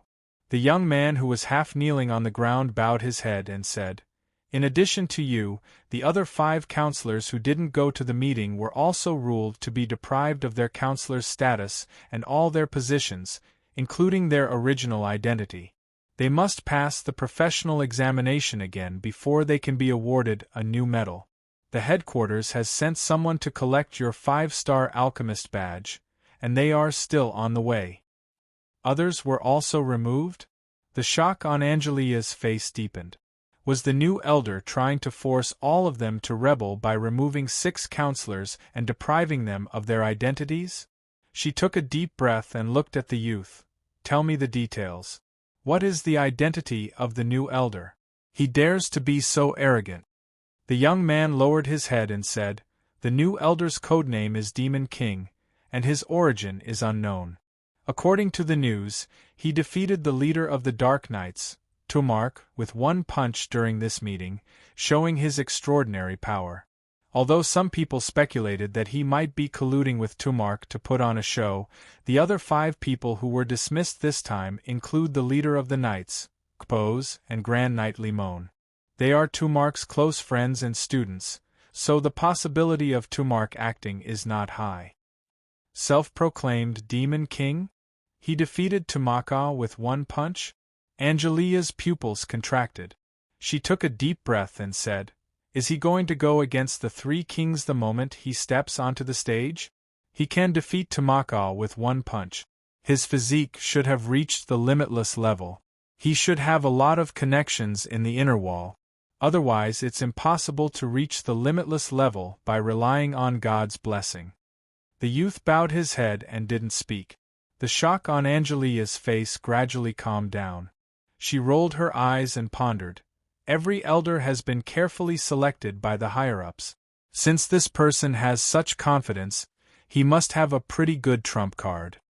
Thinking of this, the anger in her heart dissipated, and she said to the young man, prepare a generous gift immediately, I'm going to the headquarters personally.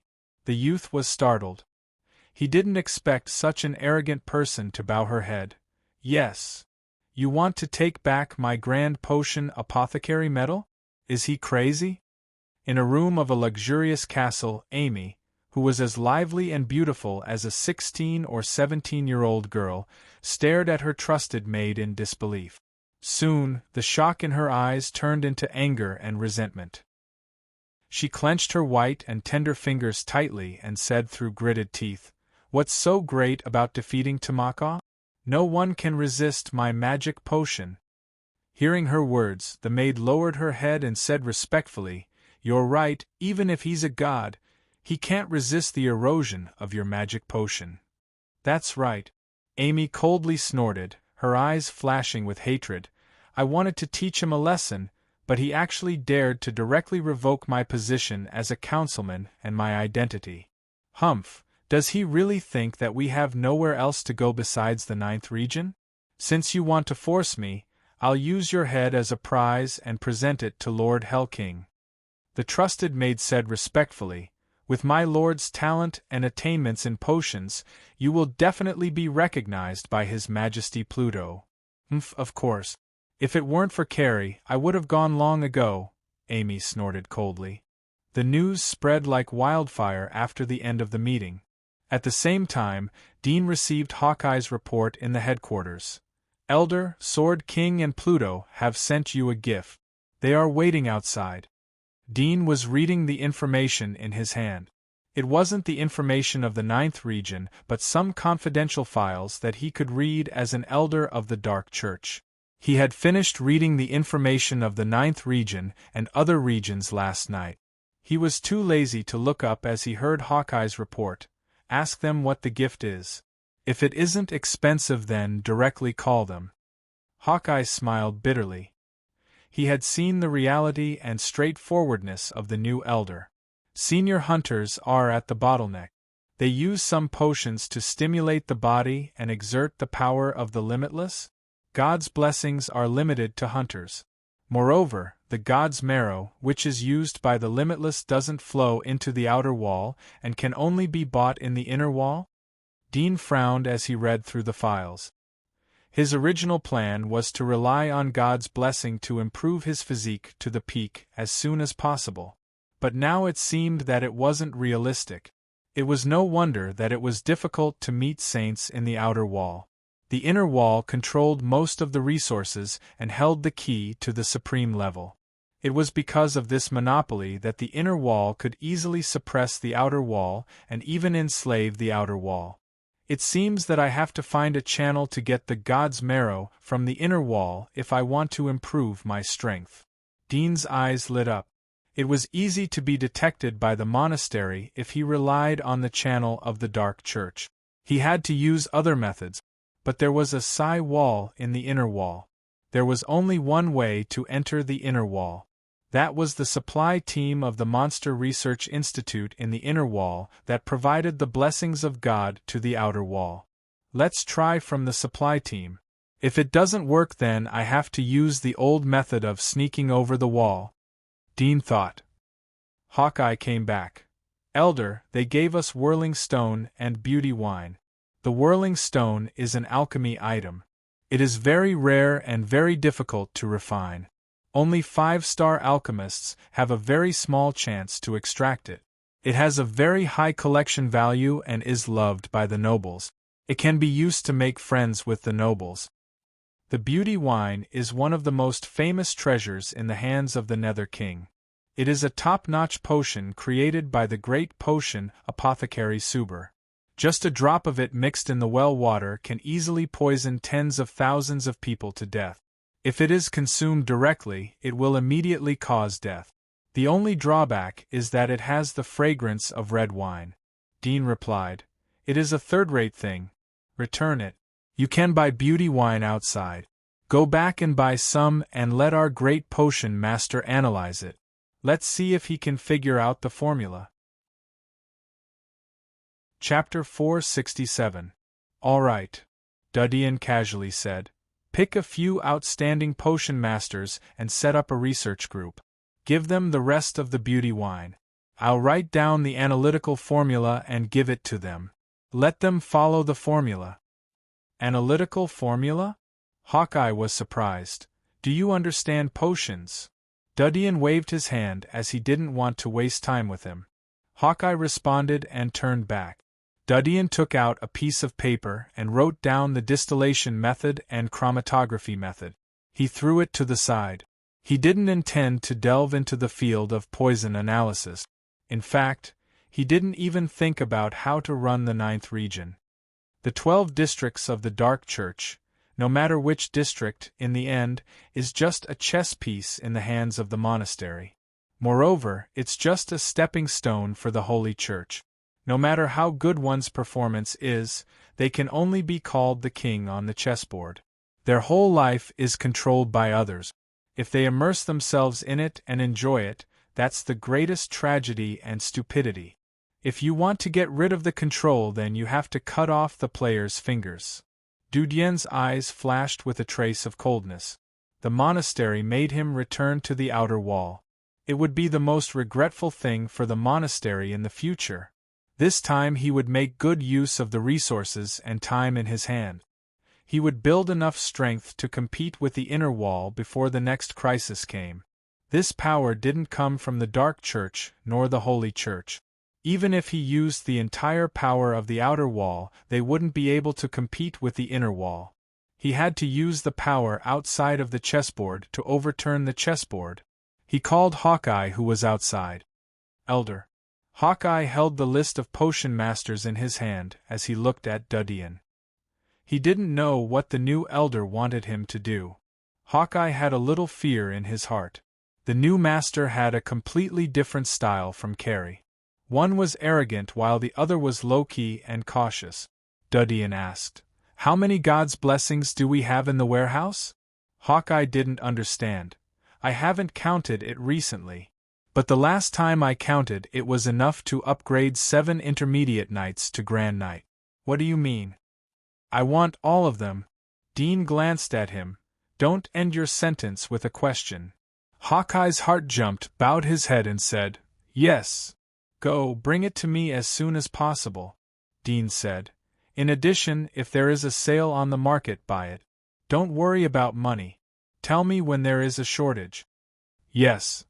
Hawkeye nodded, but he was secretly surprised. He knew that the new elder was ready to make a big move. He did not dare to neglect and quickly left. Not long after, Hawkeye returned to the headquarters. Several dark knights brought huge black boxes to Dean's room.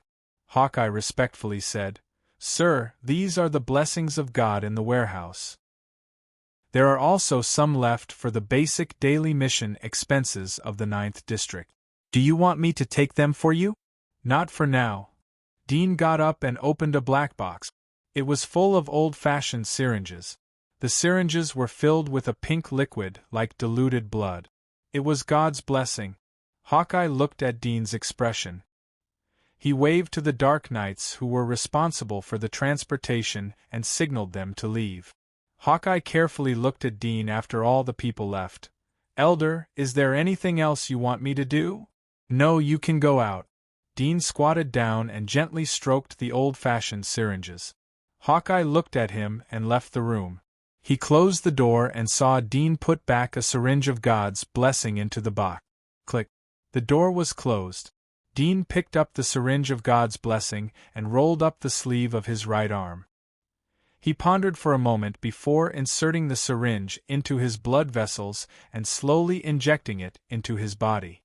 He had learned the knowledge of the old era, so he knew about the serious consequences of blood-type conflict.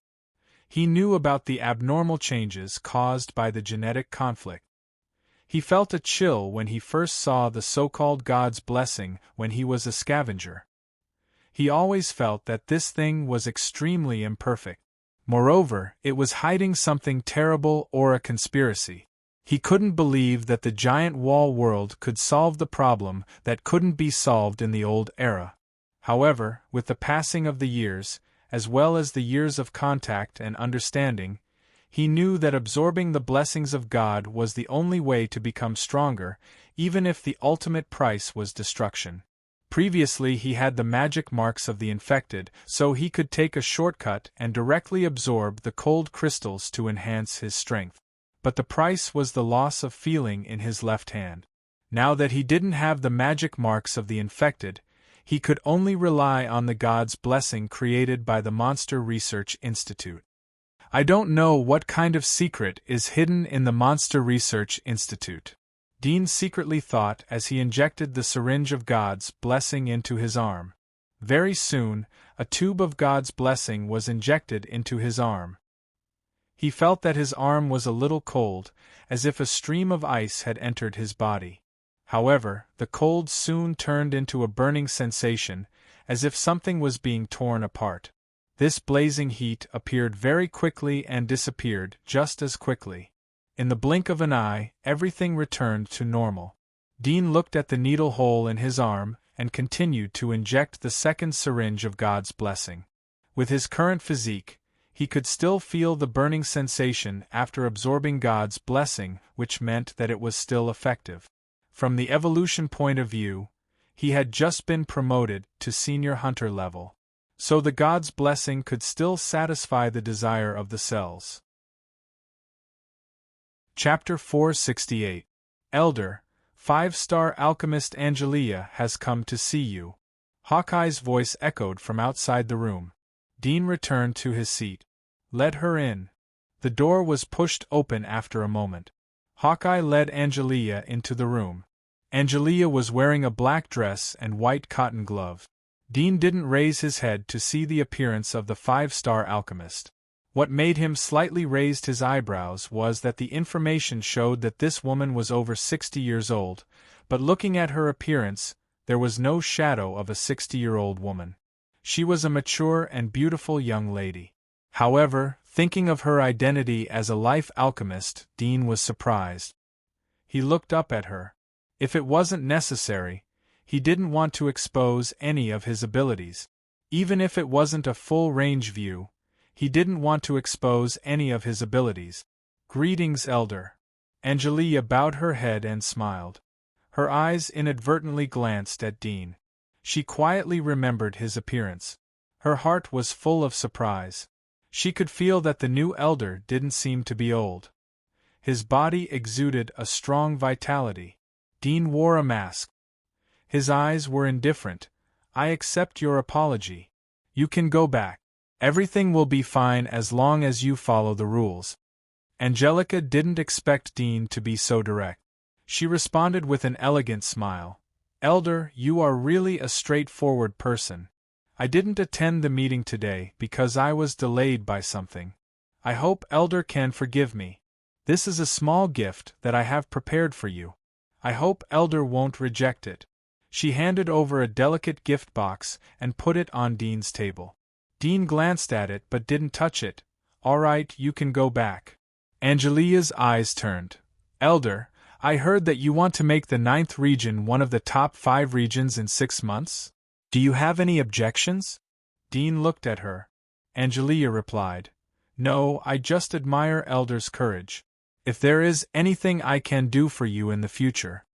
Dean waved his hand, too lazy to be polite. Angelia smiled awkwardly and left. Hawkeye looked at Dean after sending off Angelia. "Elder, Angelia has come to apologize. Shouldn't she be reinstated?" Dean glanced at him. "Will I be forgiven if I apologize?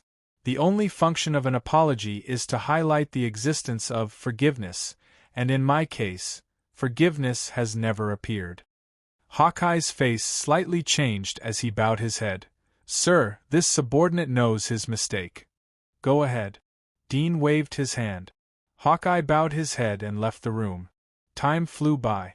2 more people came after Angelique. One was a dark knight and the other was a grand knight. They came to apologize and begged Dean to restore their positions. However, Dean refused and asked them to retake the exam. In reality, retaking the exam wasn't difficult. What was difficult was that they couldn't regain their lost face. Not long after the 2 left, another person came. 09 Small Say, Net. Amy greets the elder. Amy stood in front of Dean's desk with a smile on her face. Her body was full of vitality. Dean's eyes were dull as he didn't look at her delicate and peerless cheeks. According to the information, the woman was older than Angelia. She was in her 70s. She had taken some potions and used life alchemy to maintain her figure and appearance. However, it was only the appearance. The lifespan that the life alchemist could bring was limited. "Speak." Dean went straight to the point. Amy gently looked at Dean and smiled as she took out a porcelain bottle from her sleeve. "This is my latest development. Ordinary people will be as strong as a bull after using it. Moreover, they won't feel pain. I'm going to give the formula to the headquarters." She handed the porcelain bottle to Dean. Dean looked at the porcelain bottle and was about to reach out to take it. However, he saw that Amy's eyes flashed as he looked at the porcelain bottle. There seemed to be a trace of joy in her eyes. He lowered his arm, squinted his eyes, and looked straight at the young woman who looked like a great potion master. Amy was surprised. She didn't expect Dean to suddenly stop her plan. She looked at Dean's eyes and her heart skipped a beat. But the experience brought by the years had already made her calm. She smiled and said, "Elder, why do you look at me like that?" Her cheeks flushed as she said. She was as shy as a girl who fell in love for the first time. Dean resisted the urge to vomit as he looked at Hawkeye. "You can have it. I don't need it." Hawkeye had been following Carrie for a long time, so he had learned how to read people's expressions. He felt a trace of subtlety from Dean and Amy's expressions. "Thank you, Elder." As he spoke, he stepped forward to receive it, but as he did so, he took out a handkerchief from his bosom and wrapped it around his hand, saying, "It would be bad if such a precious thing got dirty." Amy's heart sank as she put away the small porcelain bottle. "I'll give you another one if you don't like it." Dean felt that his guess was confirmed. His eyes flashed and he said in a cold voice, "Since you have given it out, how can you take it back? Hand it over." Amy's face changed as she bit her lower lip. "Elder, how can you bully me like this?" Dean's eyes were indifferent. He didn't soften because of her charming expression. "Do you want to keep the bottle or your hand?" "You." Amy's face turned ugly. It was obvious that Dean had seen through her thoughts, but she didn't know how he knew. She was angry and scared. "Elder, you can't do this to me. I just didn't come today. Hawkeye, take her down." Dean shouted.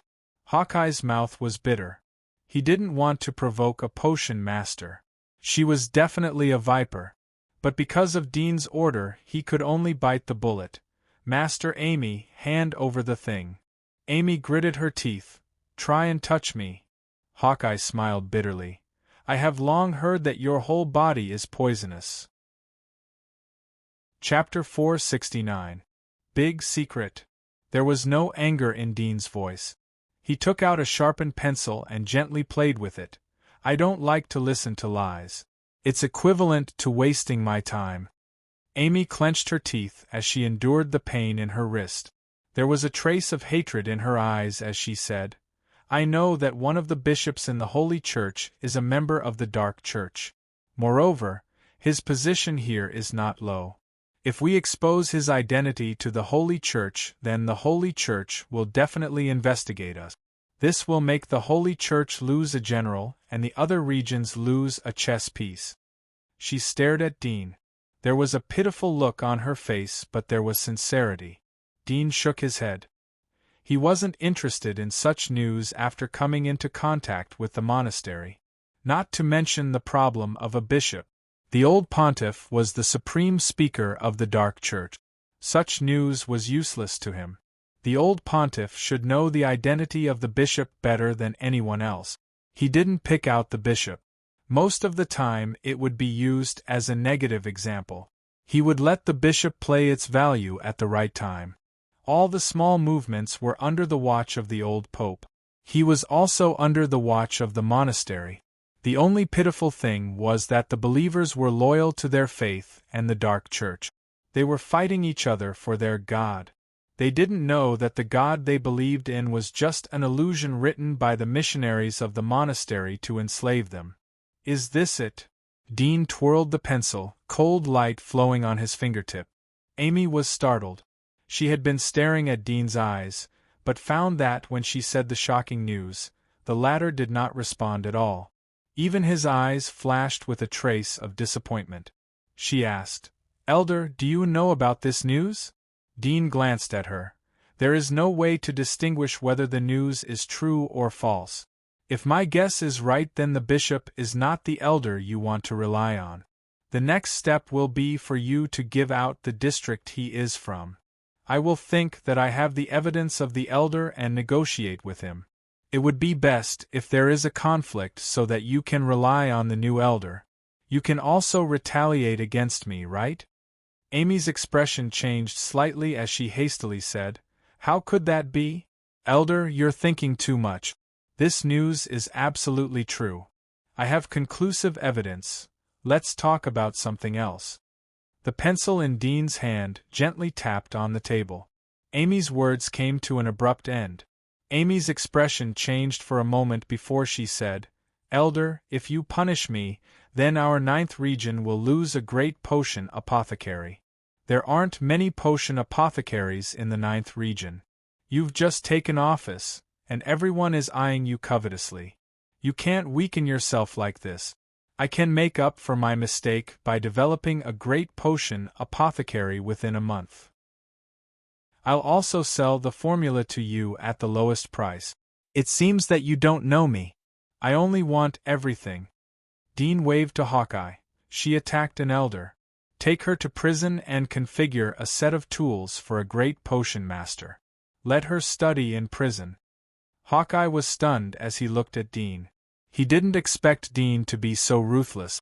Amy's eyes widened. You want to imprison me? You have no right to do so. Do you know my relationship? You want to imprison me for such a small matter. No right? Dudian indifferently said, I'm sorry.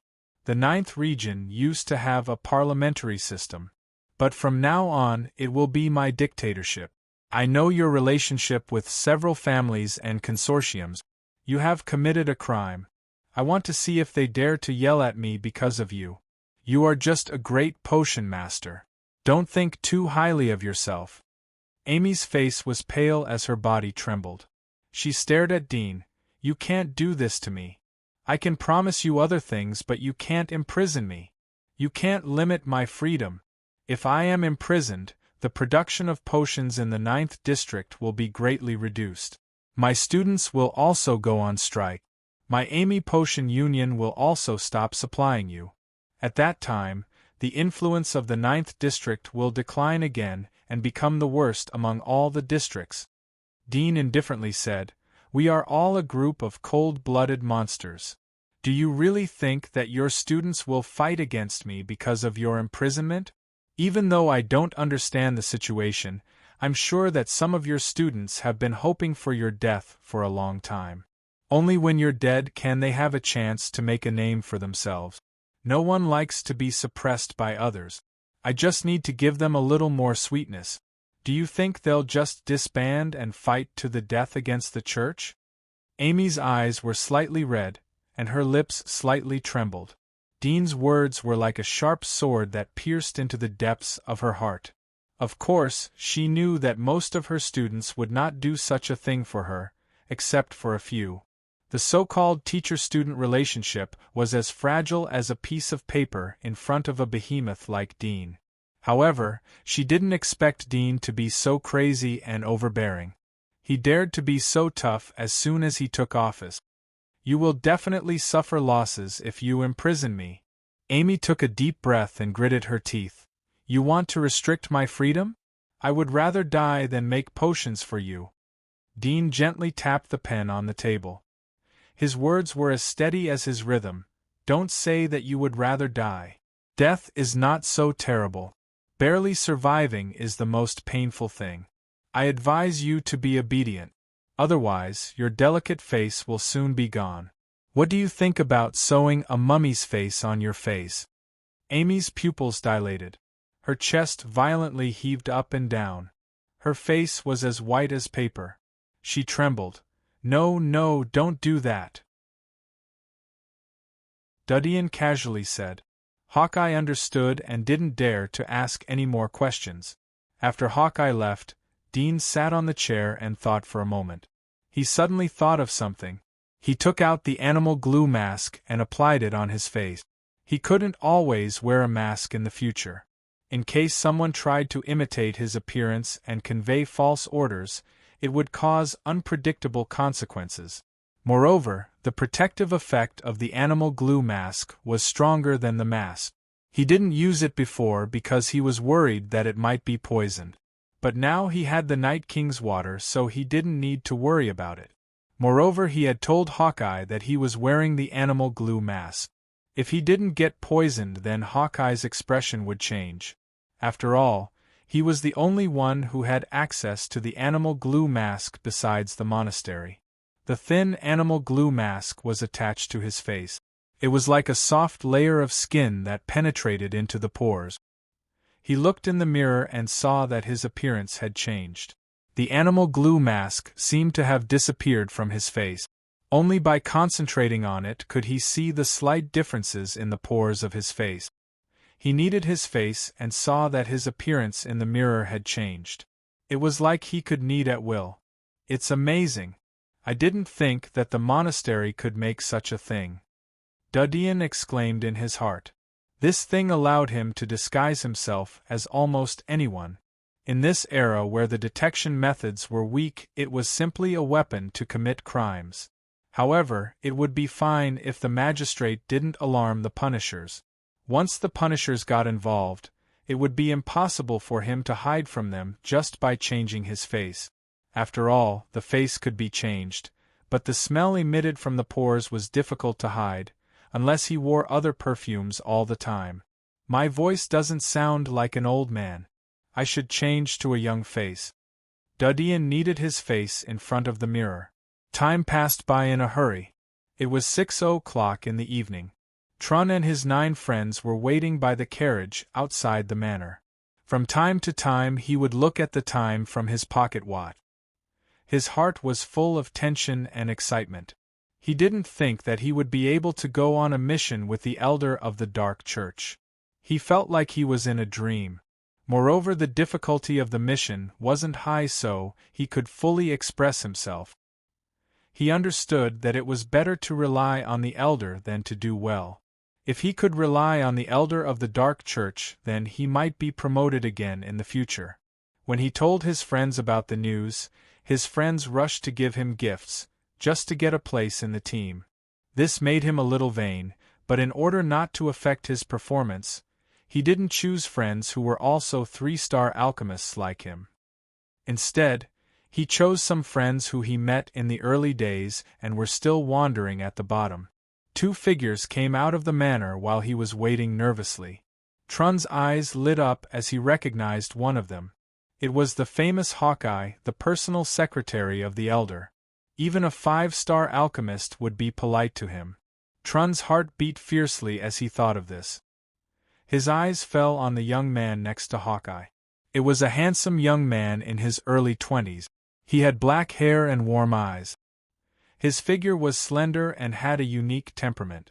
Elder! Trun stepped forward and saluted in a low voice. Dudian wrinkled his brows. Hawkeye softly reprimanded Trun. You brainless thing! What are you talking about? We are outside. Trun was scared as his face turned pale. He looked at Dudian. I'm sorry. I couldn't help but. Dudian was too lazy to pursue the matter. Is everyone here? Get ready to go. Yes, everyone is here. Trun replied in a trembling voice.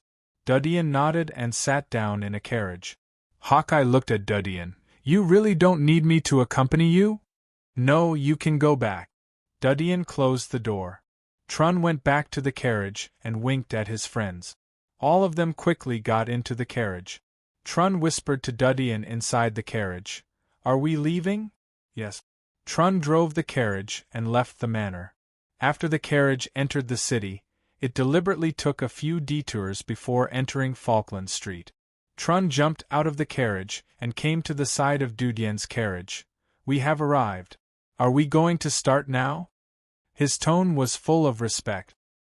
His heart was full of apprehension as he had made a mistake in front of Dudian. Dudian opened the door and looked at the tall building in front of him. He could see 2 figures inside the building. One of them was busy and seemed to be a servant. The other one should be Marley. Clean up the scene. Don't let the Holy Church find any traces. Dudian said. Wait for me to come out. Moreover, no one is allowed to come in without my permission. Yes. Trun respectfully smiled. Dudian didn't look at him as he strode towards Marley's door and gently knocked. Soon the door opened. An ordinary-looking middle-aged woman, wearing servant clothes, looked at Dean in confusion. Who are you? I'm looking for Mr. Marley. Dudian smiled. Come in. Mr. Marley is in the study room on the 2nd floor. I'll call him for you. The middle-aged woman looked at Dudian's handsome face. She opened the door and took out a pair of clean slippers and handed them to Dudian. Dudian put on the slippers and came to the living room. He was surprised to find that the living room was full of bookcases. Mr. Marley will come down in 5 minutes. The middle-aged woman went downstairs and poured tea for Dudian. Dudian thanked her and quietly waited for the tea. The middle-aged woman used a rag to wipe and clean the room. She looked at Dudian from time to time.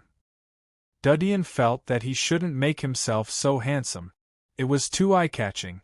5 minutes passed quickly. The sound of footsteps came from upstairs. An old man with black and white hair and a slightly hunched back came downstairs. He looked at Dudian, who was sitting on the sofa in the living room. He was somewhat puzzled, but seeing Dudien's extraordinary clothes, he came over and pushed the glasses on the bridge of his nose. "You are?" Dudian smiled. "Hello, Mr. Marley. I'm an elder of the 9th region of the Dark Church." The polite smile on Marley's face froze. He was startled. He was startled because of two reasons. First, he had never heard of a member of the Dark Church who was hiding in the dark. But now, he had formally introduced himself to others as if he wasn't from the Dark Church but the Knight's Hall. Second, he didn't expect that a member of the Dark Church would be sitting in front of him. Moreover, it was an elder-level big shot. "Dark Church?" At this time, an astonished voice sounded from the side. It was the middle-aged woman who cleaned the place. Her face was filled with astonishment as she stared at the handsome young man on the sofa with disbelief in her eyes. But soon, a great fear surged out and she reacted. Just as she was about to open her mouth to scream, she suddenly felt a pain in her neck. Her vision suddenly turned black and she fell down. Blood spurted out from her neck and quickly spread on the ground. Dudian raised his arm. It seemed that he was holding something, but it was gone. The white plate under the teacup that the middle-aged woman handed to him was gone. The plate was dyed red. Dean smiled as he looked at Marley. There seemed to be a force in the depths of Dean's gentle eyes that pressed down on Marley's mouth. Marley's mouth was slightly open, but he couldn't make a sound. You. Marley's body slightly shook. His face was pale as he turned to look at the middle-aged woman who was lying on the ground. He looked at Dudian in anger as he clenched his fist. It seemed that he was restraining himself, but he was afraid. "What are you going to do?" Chapter 471. "Nothing." Dean smiled. "I'm just here to chat with you. Don't be nervous." Marley's face turned ugly as he suppressed his anger. "You are looking for me. She is innocent. She is just an ordinary civilian. Don't you think it is shameful to kill innocent people? All those who die are innocent. So there is no such thing as innocence." Dean indifferently smiled. "I came to talk to you about nature's teachings." Marley's pupils shrank as he heard the words nature religion. He took a deep breath and sat down on the sofa. The anger in his eyes had subsided. "I knew that you people would come to my door sooner or later. That's why you only hired a servant." "Yes. Does you include the Holy Church?" Marley looked at Dean. "Is there any difference?" "There is no difference." Dean looked at the old man who had the temperament of an old scholar. He smiled. "Since you know that there will be such a day, why do you live alone?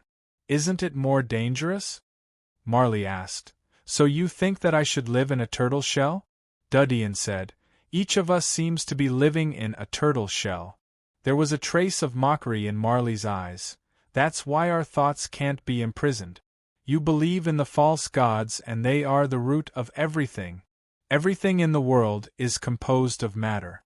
It's the matter that makes life. It's not the so-called God of light or the great holy God. It's a pity that you don't care about the truth in front of you. You like to believe in baseless lies. Ridiculous and pathetic." Dean glanced at the bookshelves. "If I'm not wrong, then these are the books you wrote. You pushed you out because you knew that you would be exposed. That's why you didn't send anyone to protect you." Marley snorted coldly and said, "I wasn't pushed out, I came out of my own will. Questioning the existence of laughable people like you will naturally result in your revenge. Everything is within my expectations. You know that you are going to die, but you still jumped out. Don't you have any attachment to life?" "I'm attached to a world where people's minds are liberated," Dean said. "Unfortunately, you can't do anything. Your book has been seized by the Holy Church and listed as a banned book. No one will listen to your words. No one will know what you have done. Your existence is meaningless. Well, perhaps the only meaning is to die in my hand." Marley's eyebrows twitched slightly as he snorted coldly. "Nothing in this world can stop people from pursuing the truth. Even if my book becomes a banned book, As long as one person reads the book that I've sold to the outside world, what I've done will be meaningful. It's a pity that people will never know if they are pursuing the truth or not. Dean got up and went to the bookshelf. He glanced at all the books. All of them were signed Marley. The Honest Man, Philosophical Correspondence. Duddian took out a random book. Are all of you trying to destroy religion with your mouth? Dean indifferently said, I just want to know about your religion. I want to see if you have the capital to compete with the Holy Church.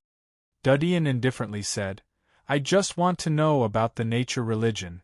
I want to see if you have the capital to contend with the Holy Church. Dean indifferently said, I just want to know about your religion. I want to see if you have the capital to compete with the Holy Church. Marley sneered. Do you want to use the religion to attack the Holy Church? Why not? Duddian smiled. Isn't it the same thing as attacking the Holy Church? As for the Dark Church, you are just cursing us.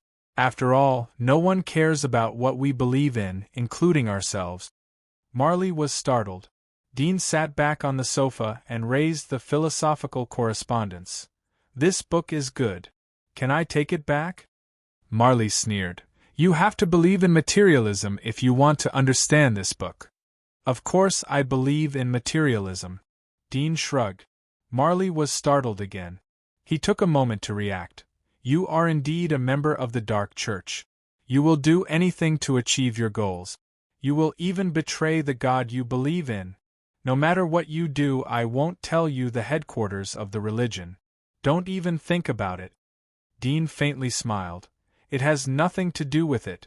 I really believe in it. Marley frowned as he looked at Dean's eyes. There is no God in this world. If there was, then we wouldn't be living in the giant wall. Dean smiled. Only those who have stepped out of the giant wall will know that the so-called God is bullshit. Marley narrowed his eyes. How can you become an elder of the Dark Church if you don't believe in the great devil? Dean smiled. I'm an elder. What does it have to do with me believing in the great devil? Do people who believe in the God of light can become the Pope? Do people who believe in the God of light can get justice? Do people who believe in love can get love? There is no such thing in this world. Marley was startled. There was a trace of trance in his eyes as he remained silent. Dean looked at the time. It was almost 7:15. He looked at Marley. If you believe me, then you can tell me how to join the Nature Order. Instead of being enemies with both the Holy Church and the Dark Church, it's better to deal with one of them. There is a saying that the enemy of my enemy is my friend. I hope we can be friends. Marley slowly turned his head and looked at the vase next to the bookcase. There were a few roses inside. There was a trace of sadness in his eyes. You are right. Dean slightly raised his eyebrows as he didn't know which sentence Marley was referring to. Marley said, The method to join the religion is in the book in your hand. You will naturally know how to join when you read the book. Dean was startled as he looked at the book in his hand. All the books here are hiding such secrets? Yes. Dean couldn't help but shake his head. Thank you. I'll make them move quickly. Marley was silent as he looked at the roses in the vase. Dean glanced at him, turned around and stepped over the body of the middle-aged woman on the ground. He left the room and bowed slightly at the door.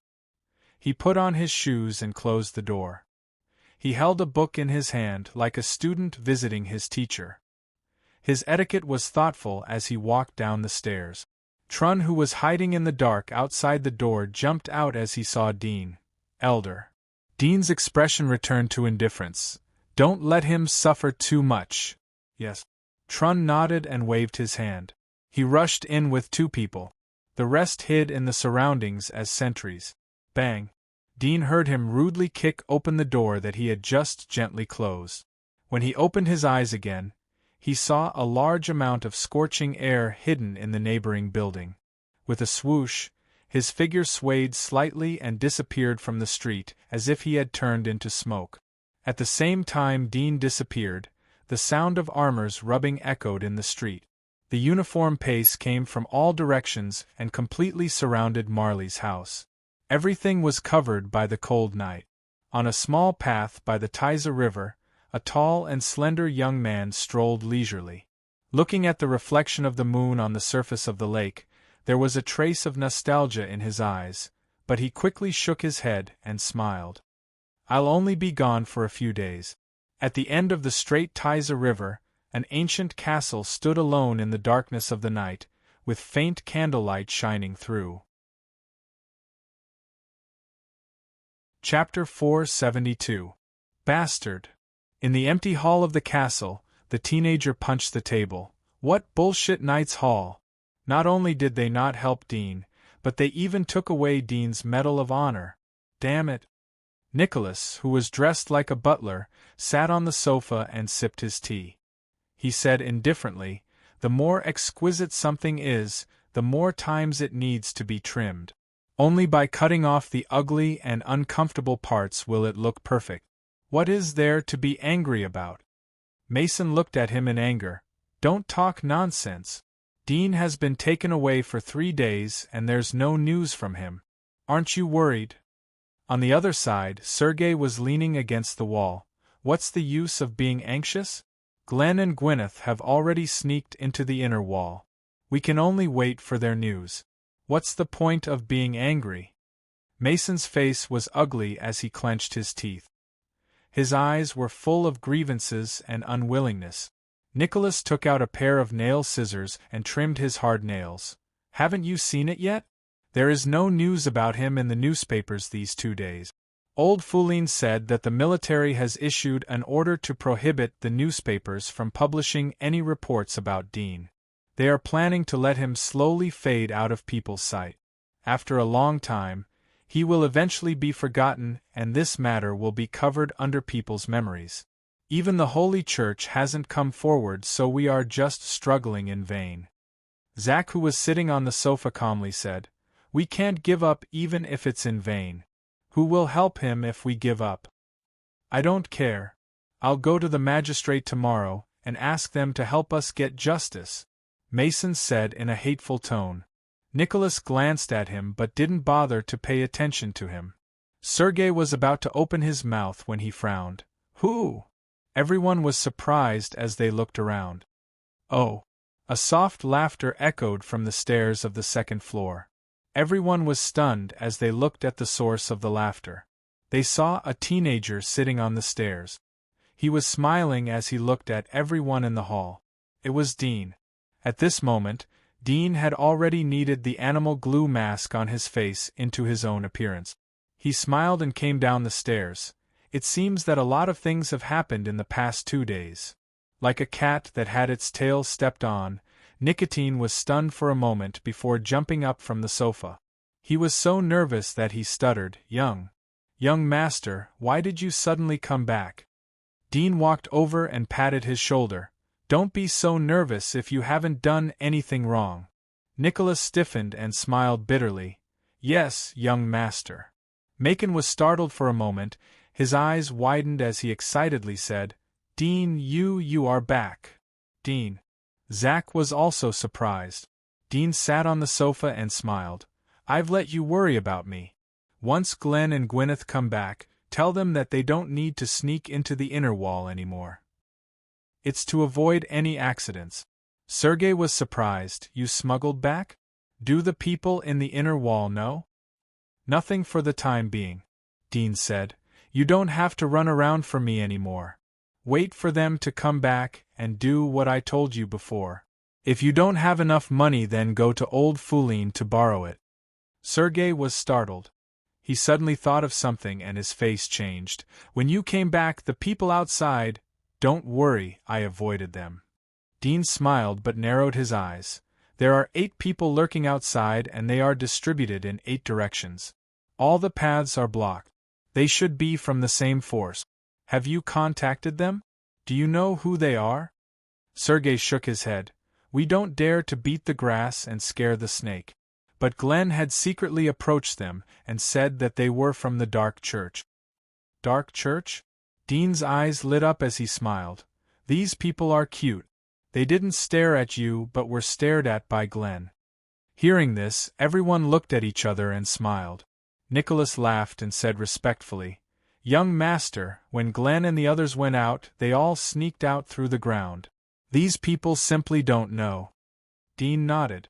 Glenn was a top assassin. There were only a few people in the outer wall who could track her. These people should be from the same group that poisoned me. Some information flashed through Dean's mind. He had an outline in his heart. He asked, "What is the recent situation of the Mel family?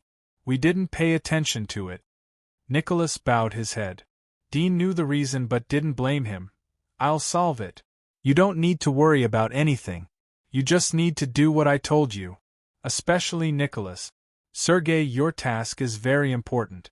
Sergei, in addition to recruiting mercenaries, you also need to establish a stronghold outside the giant wall. That will be our last retreat. In addition, I will personally pick up the materials from the monster's body. You will receive them in the stronghold outside the giant wall in 2 days." Sergei knew what Dean was referring to. He nodded. "I will. I'll get the materials and you can use the rest." Dean glanced at them. "Where is Noyce? Why isn't he here?" Nicholas replied, "Master, Noyce went to Old Patriarch to inquire about your news. He should be back soon." Dudian nodded. At this time, footsteps were heard from the stairs. It was Yvette who was holding Gabriel and Artemis. The three of them were stunned as they saw Dean sitting on the sofa. Yvette had rushed over when she heard the sound, but they didn't expect it to be Dean. Gabriel and Artemis knew what happened. They were pleasantly surprised to see Dean return safely and immediately ran over. Dean had noticed them practicing swordsmanship with Yvette when he sneaked into the castle. He smiled and touched Artemis's head. "Did you listen to your brother's words?"